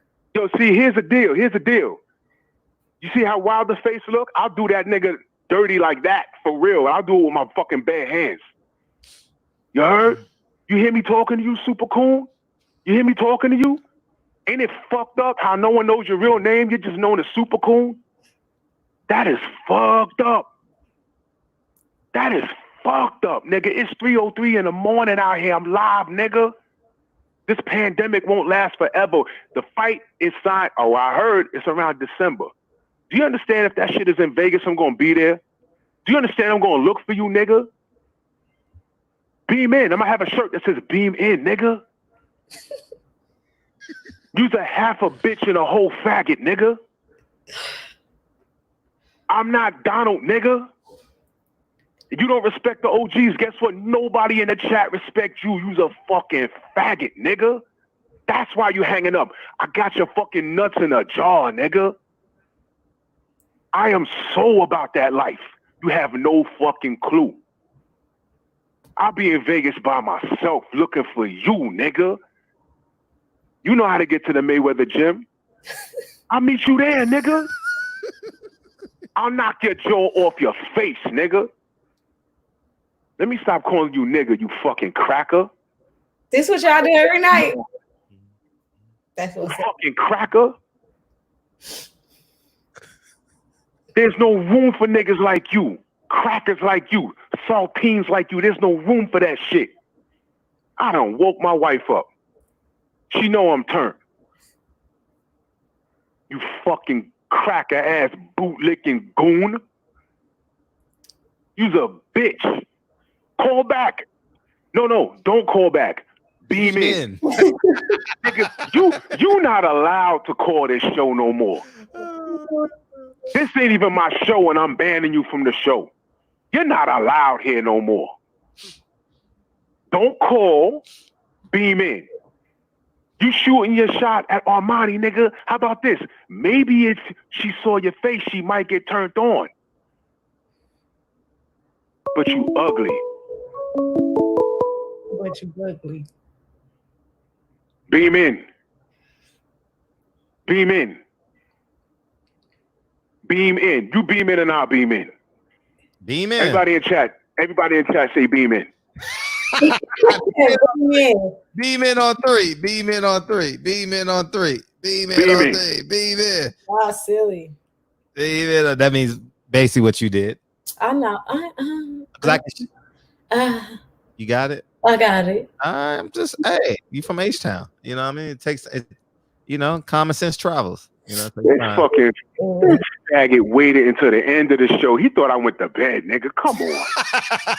Get the fuck out of here, man. I'm always listening. I'm everywhere, motherfucker. I'm under your bed. Fuck out of here, B. There's no escape, son. I can't. Yo, listen. This motherfucker comes. He comes to one show. Y'all talk niggas reckless. hilarious. He got no social media. He's some sort of super athlete. He comes to one show. Talk reckless. He got no social media. He's some sort of super athlete. Go ahead, nigga. Man, is this motherfucker got the whole show bitch playing in the still back. talking? This lonely motherfucker still talking. Y'all talk, man. You ain't gonna do shit. You get on your fucking knees when you see me, boy. That's Do it. you hear this motherfucker talking? He sound black to you? Oh, Does he sound black to you? Go to bed. You still Does he live with your sound mama. black to you? Quit Broke. pretending. Quit pretending. How black are you? Fucking mama. You ain't got How no black goddamn are you? money. My mama will fuck you up. Motherfucker. My mama will fuck you up. And she's 70 fucking two. Get off the phone. She's 72 with bad knees and she'll put it on you. You don't even know how to talk to How her. many I'm miles trying you to run a talk to year? a How many woman. miles you say Get you off run a the year? phone, bitch. How many miles you say Get you run a off the year? phone. Shut up, Nigga, bitch. I How will many miles you say you beat run a year? I'm you asking you a down. question, bitch. I will beat you down in the street in front of your mom. I will beat you down in the street. In front I of will your beat mom. you In down front in of the your street. fat, ugly ass mom. I will beat On you welfare down in the street. On welfare day. What is she All gonna right? do? I will Right beat before you she in the pick up her street. check for the mailbox. I will stomp your motherfucker. I will step to me and I will suck your dick. I'll lick your nuts because I'm really a white faggot. Go cry about Wilder losing to a white boy. Go. Where you go? Crying. Where you want me to go? Finish Where you want me to go? Huh? Where you want me to go? Where you want me to go? Go finish crying. Where you want me to go? Losing to a fucking white boy. Where you want me to Go go? finish Where crying, you boy. go? I'm so white. I am so white. Yeah. Nigga, you thought I went to sleep, nigga? Motherfucker, you thought I went to sleep, nigga? No, the white thought I went to sleep. You thought I went to sleep, nigga? Was that The white that dude 50 is the Cent one song, who beat nigga? Wilder ass. This cracker thought I went to The white sleep. dude is the one who beat This cracker Wilder thought I ass. went to sleep. All right. Now he posted ice dress. This nigga was What's on up? the phone. What's his name? He was on the phone fronting Super on cool. Donald. Drew. This nigga was on the phone fronting on Donald. Because you see, Donald been there, done that. You see, I'm your Huckleberry. I'm your Huckleberry. So here's what you do. Here's what you do. Since you think I'm pussy, let's make a date. This is exactly what I want. You already got a date with your boyfriend Wilder. Let's make a date. You got a Here's date what with you're your gonna do. boyfriend No. Wilder. Fuck all this Wilder talk because now No, we you got real. his nutsack in Now your we mouth, real. bitch. Now we real. You Now we real. crying, Here's what we gonna do. crying and making When the excuses pandemic is because the over, nigga lost, you in bitch. Vegas, right? Remember You in that? Vegas, right, Coon? No, you Are you in crying Vegas? because you Yes or lost, no? bitch. No, you making excuses Are because you the in nigga Vegas? lost, bitch. All right? Are you in Vegas? You hear me talk to you? When a God addresses you, you address the God. Oh, get the fuck out. You When a piece God of addresses shit. you, address the God. You in Vegas, right? You a piece of shit, nigga. You in Vegas, You came out right? of somebody's ass. I'm in the Bronx. You in Vegas. I will come to Vegas Oh, the Bronx is by a myself toilet. to see you. Bronx And I is want a to see if you toilet. have that same energy. I will nigga, break get the your fuck out. neck. Go- I'll break go- your head right off your fucking body. Go to I will bed. break Go your eat neck some right. I'll break Cheerios. your head right off your fucking body. And that's a Go guarantee. eat And we some can go Cheerios live. and get back We in the can bunk go bed with live. your little brother. We can go live. What you finna do? Yes or no? Are you Get in the bunk, about that get life? in the Yes or bunk no? Just bed say with yes or your no. two other brothers. Yes or no? and eat some Yes or no? fucking Cheerios. Yes or no? I got a question. This will determine if he's black or white. I got a couple questions for Super Cool. This will determine if he's black or white. Huh? Questions for you, Super Coon. Okay, go ahead. First, I got Grown ass woman calling you super cool. You a faggot. But go ahead. I got 3 questions. The first question: is it red Kool-Aid or is it cherry Kool-Aid or is it strawberry Kool-Aid? I'm from LA, so we. That's what I asked you. And you got 3 options. We call it red Kool-Aid. I'm from LA. All right. Next question. Yeah. Pink, sweet potato pie or pumpkin pie? I didn't hear you. Sweet potato pie or pumpkin pie? I didn't even understand what you said. What? Sweet potato pie or pumpkin pie? Oh, sweet potato all day long. White people eat pumpkin pie. Lying ass motherfucker. You eat apple pie, motherfucker. This is funny. Oh, nigga, why don't you go? Why This don't nigga you eat go apple pie, man. Get the fuck out of here. Why don't you go do something instead of live with your mama and suck What up you all get her it? fucking You something, resources? nah, nigga. I live with your mama, nigga. Nobody want to hear your fucking mouth, nigga. You just a I live mark. with your fucking mama, nigga. I be ramming that bitch. Oh, She like it in the butt, but that bitch be fucking Hershey kiss all over my dick, nigga. I'm do the anal thing. Way to get got. That's all Dirty you ass are. bitch. You're Your a mama's mark. a dirty ass bitch too. That bitch like all that nasty shit. No, you're She like dirty. the shoelace I put on her His name text, is man. Deontay. I be giving that bitch the milk Remember mustache, nigga. Remember the one that was Now you gotta see me. Bitch? His name's Deontay. Now you gotta see got me, the wrong ho. one. Now you gotta see me, ho. You gotta see me fuck now, you, ho. I done fronted on Ain't your nobody balls, even- nigga. we don't even Luke, gotta I see am you your on father YouTube. type shit, nigga. I'm your father. We don't even got to I'm your see you on father, YouTube. nigga. You thought I went to Go bed. bed. That's what happened, nigga. You thought I went to bed, I nigga. hope. I don't give a fuck where you went, bitch. Ain't nobody afraid of your stupid ass. I don't give a fuck. Smurf ass sounding ass nigga. Look at you, you fucking coon ass ugly nigga. motherfucker. You do the world a favor. Nigga, don't you know that was a setup, nigga? Don't you know that was a setup? She asked sweet potato pie, pumpkin pie, sweet potato pie. You the last person that needs to beam in. You the last one. Nigga, I done fucking beamed in all over this show, nigga. You beam in now. Show your fucking ugly face, you faggot. Oh, go to bed. Go to bed, you raggedy fucking joke. That's all you Did are. you hear this joke. cornball ass nigga? Yo, bitch. how many niggas gave you wedgies in school, nigga? What the fuck? How bad was you bullied in school? Talk about it. How hard did you cry when Wilder got his ass beat by white How boys? hard did you cry when Wilder got his ass whipped? Yo, how out of your mind are you talking about asking Fred to get a spot? You know that nigga gonna knock your head off like I'll do? Oh boy, I'll beat Don't you know that with nigga my will jab. fuck you up? And I wouldn't fuck your even girl. use my Tell the right truth. hand on you. Tell the truth. Tell the Jab truth. all Tell the day truth. long. You walked in on your girl masturbating to him with his shirt off, didn't you? Oh, nigga. Tell the You truth. clown Tell the truth. ass That's kid. what happened, right? That's what happened. Right? That's what happened, Whatever, right? motherfucker. That bitch canceled the whole Anyway. date with you so she could masturbate while that nigga was just doing a ring walk. Fred, Tell you the ain't truth. got nothing better to do than let this clown on your show. If you Nigga, really want to get you new called viewers and here. listeners, You get rid of called this here, ignorant nigga. motherfucker. You're not gonna get this off on me, nigga. Talk to me about your fucking suppressed feelings with Wilder. Tell the I ain't truth. talking to you You saw about that shit. twerking video. You get saw the no twerking more video and got mad that he conversation. was You're not doing it even for his worth- wife and not doing it for you. Anyway, Fred, next time I call back, don't let this clown on. Nigga, I'm just don't gonna call pop back. off. Beam Don't in, you talk this faggot. trash like this. Beam in, faggot. Beam in, faggot. We see you, nigga. He gone. Or cracker. You see, that's how you treat faggots. You take a hot iron and stick them. That's what you do. That's how you do it. That's how you do it. You see, everyone take notes. Everyone take notes. You understand what I'm talking about? You know why this motherfucker will never show his face? He'll never show his face because when we're in Vegas and he goes to the fight, I'll see him. That motherfucker, I don't know one black man that sounds like that. Not one. The motherfucker said he jogs 1,000 miles a year. Ask him the math on that shit. He's an athlete. He only calls his show when he wants to clown Wilder. He has no social media. Get the fuck out of here, man. Nigga, you thought I went to bed. That's what happened.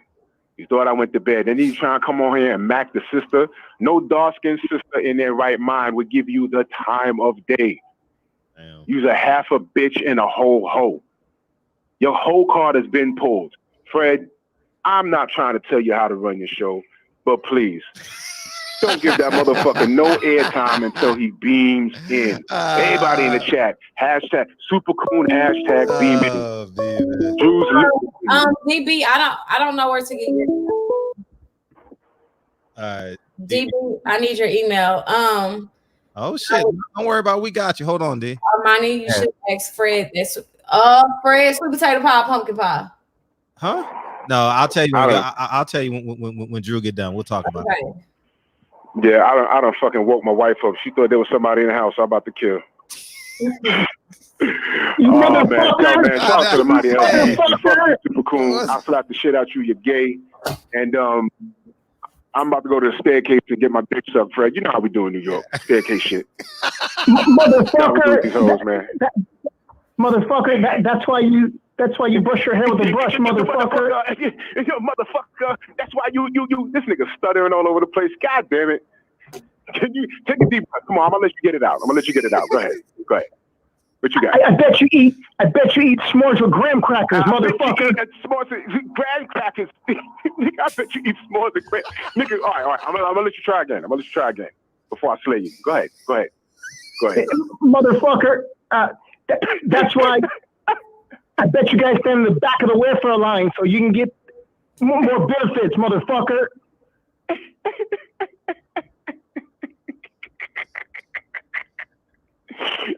Oh shit! Oh, you don't go again? Yeah, motherfucker. You fucking lucky. I'm so upset. I can hardly think of something to tell you, motherfucker. I'm so pissed off right now. Y'all silly. Oh, all right, man. Yo, one love, man. Shout out to the mighty WBC, yo, man. Yo. All right, Drew. Good time. Thanks for roasting that fool, man. No doubt, family. No doubt, man. You know, it's comedy, man. It's comedy until he beams in, because I really want to put mitts on that motherfucker. I'm gonna put the mitts on him, then I'm gonna put the boots to him. I'm sorry, motherfucker. ER. Gosh darn it, Drew Titan has gotten me again. Darn it. Wow, y'all, I'm out, y'all. Peace. All right, before you go. All right, Terrence want to beam in. You want to beam in, right? You ready? Yeah. Oh no, I'll wait for you to get done, Drew. Go ahead. I'm sorry. I thought no, I'm good. I'm going to bed. My wife pissed at me. All right. Oh, Jesus. All right, peace, King. That's our nigga, Drew. You ready? You ready, Terrence? You ready? All right. This is Super Home? No, Armani. No. Armani, you should have asked Fred about the sweet potato pie question. By the way. Pumpkin pie. Sweet potato pie, pumpkin pie. By the way, that hot chocolate picture on your IG is fire. Thank you so much, Fred. Sweet potato pie, pumpkin pie. No, but it's an inside joke, but I need clear. I need a landing room. I need a landing strip. Why? Because there are only two options. Which one you eating? No, it's say pumpkin. If you will let me tell the joke, it's a joke behind it. All right, come on. I'm listening. DB, tell the story. DB, you got take your time with it. Hell no, I ain't talking shit. You finna cut me off. And the phone gonna hang up and you ain't gonna answer the phone again. Hell no, you tell the story. What's up, First AME Baptist Church? What's up, big homie? What's up, man? Why you keep doing that to me? You got them pastor pauses, nigga. You got the pastor pauses. What's up? I appreciate you though. You know it's all love. What's up? How you doing, man? All right, good. See? Man, see, we wait. Why you entertain that dude, man? It's a barbershop. We in a barbershop. Someone got to sell CDs. Someone got to cut hair. Someone got to come in and sell the weaves that they stole. You know what I mean? It's a barbershop. You know what I mean? We got the single mom. We got the married couple. You know what I mean? We got the kid coming in and get his first haircut. You know it is. We got the girl with the fat ass. She don't want to get up because she knows she got 10 barbers going to look at her. It is what it is. You know what I mean? It is what it is. Fuck it. You know what I mean?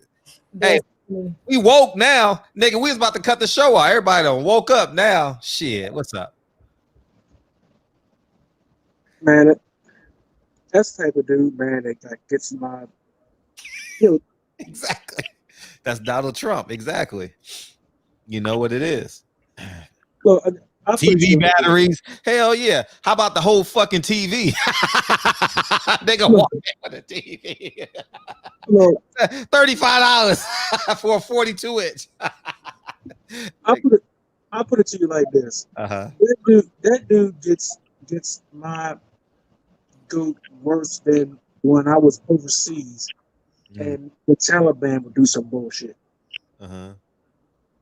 That dude gets me reared up worse than that. Mm. You know what I'm saying? One of our, you know what I'm saying? Somebody who claims to be one of our own that would do some dumb shit. That's worse than somebody who's not a part of our community that do something. Try something. Yeah. You know what I'm saying? We ain't seen his face, but he claims to be one of us. And the fact that we ain't seen his face, you know, that's even more cowardice. Some of the biggest cowards that I find on social media that you look at their profile picture and you can't see their face, but they talk mad trash. And those are the ones that, you know, me personally, I immediately block. I'm like, you know what? if it's a masculine name or whatever, I'm like, okay, you know what? You a bitch. You a straight bitch. As a man, you a bitch. So and yeah, I said that. And those people who know who I am, yeah, I said that. And you can take that and you go run with it and say, yeah, Terrence Bailey said call somebody a bitch. Yeah, I said it. Now you can make a video about that.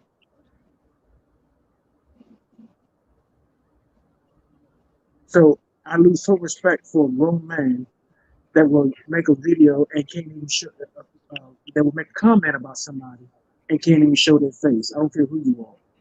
You're gonna talk about somebody, show your face. Don't put an emoji up. Matter of fact, if you're a woman, you're gonna say that. Show your face. I'm gonna say it and stand on my 10. Show my face. That's what real niggas do. Don't say something about. Don't throw stones and hide your hand. I don't care who you are. Don't throw stones and hide your hand. That's not what real people do. If you grown, be grown. Don't be you know what I'm saying, a child and then want to be grown and then don't want to do what grown folk do. Or don't want to face the consequences of what grown folk got to go through. Everybody got free speech, but there's consequences to free speech. There's consequences to what you say. There's consequences to what you do. Everything ain't free. Everything ain't free. You know what I'm saying? So,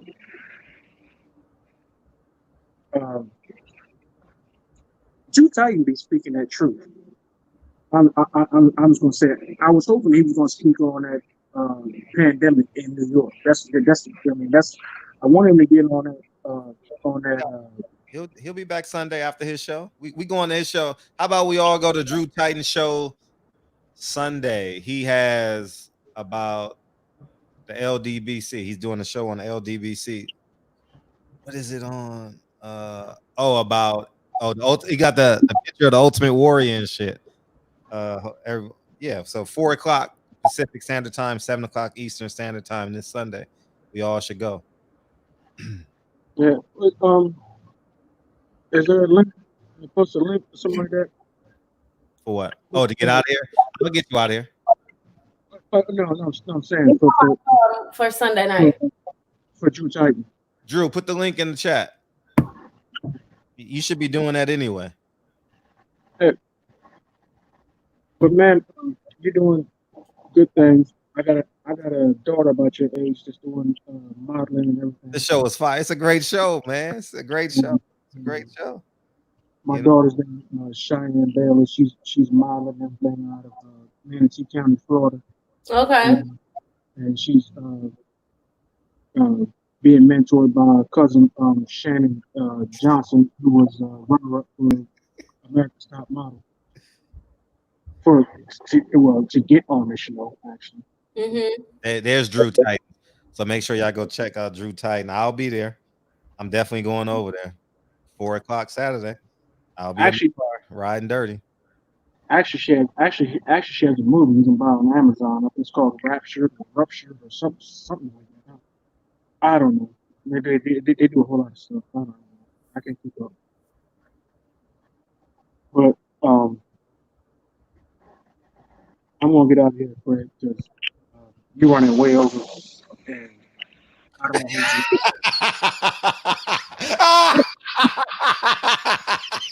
hold you. You gonna blame it. You ain't gonna blame it on me. You're not gonna blame it on me. So I'm glad that comment. The comment section. That guy, Jarvis, you a funny ass nigga. I can't see the comments. But I just know. So I'm getting out of here. So I'm getting out of here. So you know what? Peace. That's funny as shit. No, that's not what I meant, dog. I thought he was really done. Oh, I'm crying, dog. I'm crying. Because, man, I swear to God, this is the best chat in the world, dog. That shit was funny. Like my phone gonna hang up in about 30 seconds, man. God damn. You should have hung up. We called back in. Go get a charger, nigga. What's this? No, shit. DB. I'm somewhere else. Oh, this DB. Okay. Come on, DB, wrap us up. Yeah, shit, I was trying to, man. You know, I wanted to talk to you a little bit, but take your time. He's asking about Thomas Jefferson and all type of bullshit. I know I seen you over there halfway asleep. I was trying to send you a pillow so you could lay down and shit. These dudes just funny sometimes. This was no. I can't even say it again. I can't hear you. I said I wasn't asleep. He just went on a rampage. That's all. No, I'm not talking about one person. Shit, I'm talking about 90% of the calls today. These dudes, we got a guest on here. We're supposed to talk to you and get to know you. You know, not to let you hear us going back and forth. Anyway, you said there was a comparison from H-Town to Los Angeles in terms of food. Like, what sort of dishes and restaurants are you talking about? There is no comparison. H-Town definitely got it on lock. The food here is, I cook a lot because I don't get the Southern taste that I get back home. Our food in the South is way different than LA. This was a good ass episode. We put our soul in our food. Here is just kind of, you get what you get. You mind if I ask you a couple of quick questions about the movies? Go ahead. All right. So when it comes to directing, like, what's your approach to delegation? Everybody has a job. I don't. If you're hired to do a certain job, I expect you to do your job. I'm not stepping on toes. I'm not micromanaging. You do your job. I oversee or I produce or direct or whatever my job is, and I expect a certain level of quality and expertise if you're hired for a particular job. Right on. So in terms of uniqueness, what's your staple and identity in your films? So I've never directed a film, but that was, so to answer your last question, that's my approach with directing, period. And like I said earlier, I haven't directed a film, and if I ever direct a film, I would prefer, at least at this moment, to be an assistant director, not the overall director, not the principal director. Yeah, so you've done commercials and shorts or none at all? Commercials and shorts, yes. Okay. And is there something that you want to direct us to? I put out a commercial the other day. It's on my Instagram, a Gatorade commercial. You can look at that one. And then I have a reel. If you email me, I can send a director reel. Okay. Right on. And what's the best piece of advice you've been given by your parents? From my dad, bet on myself. From my mom, think for myself. That's pretty good. So if you had the entire world listening to you right now, what would you tell them? Show up. And when I say show up, I mean I give two things. First, show up. And when I say show up, when I say that, I mean sometimes you'll have bad days, sometimes you'll have good days. But if you just show up, for example, one time I got an audition because of COVID, everything has been slowed down. But I had an audition and I got the job, lead role of a feature film. The reason they already knew they wanted me for the job.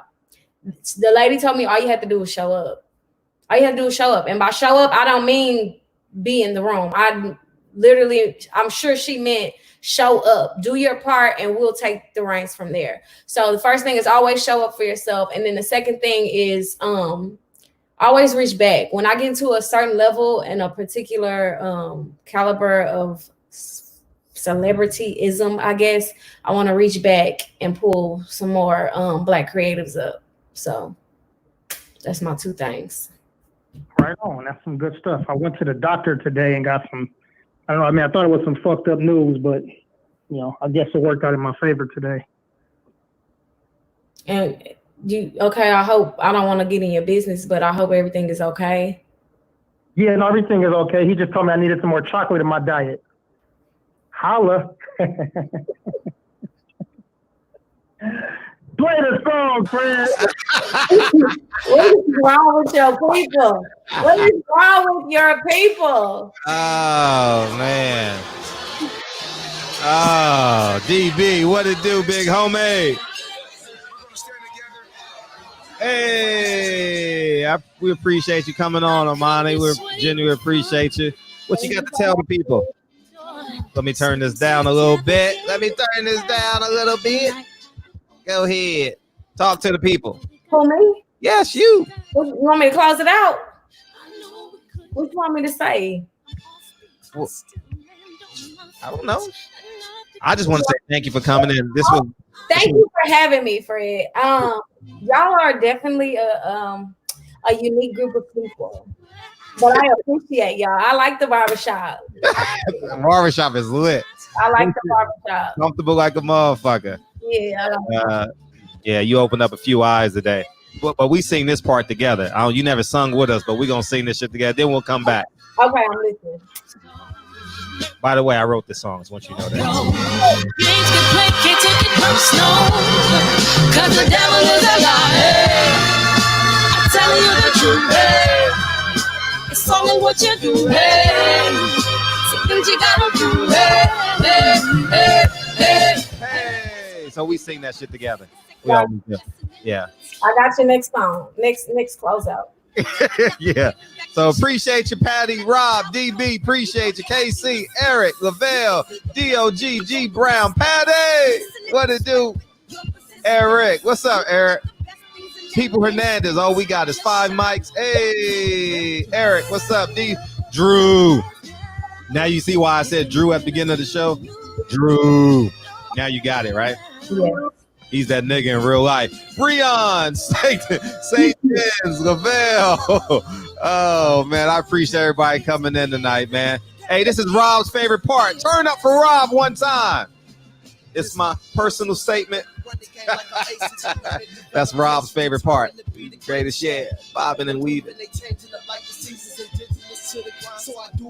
Oh, man. You still here, DB? Oh, you hung up. So yeah, so yeah. So I sent the email. Who? I sent the email. You sent him an email? Yeah, he dropped it in the chat. Okay, perfect. All right, so yeah, y'all do that, man. It was. So you enjoyed your stay, huh? You had to. It was 3 hours and 44 minutes. It was definitely longer than I expected, but it was good. Yeah, it was good. It was good. It was good. Tania been having a ball late. We appreciate you, Tania. We appreciate it. We'll be back Saturday at 11 o'clock. We're going to sing this shit one more time. Now you know it now, right? The devil is a lie. Hey. I'm telling you the truth. Hey. It's only what you do. Hey. Some things you gotta do. Hey, hey, hey, hey, hey.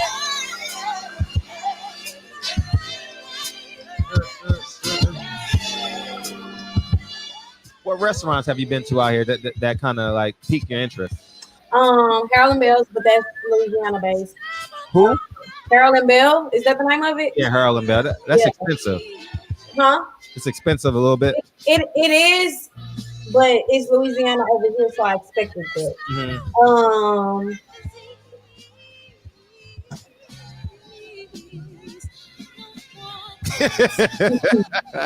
Appreciate y'all. We out this motherfucker. DB. Send the email back, man, so you get some more chocolate in your diet. Holla. Love y'all. 11 o'clock. We got Emory Douglas. 11 o'clock Saturday. We'll be back. We going live. All right. I'll holla at you guys. Peace.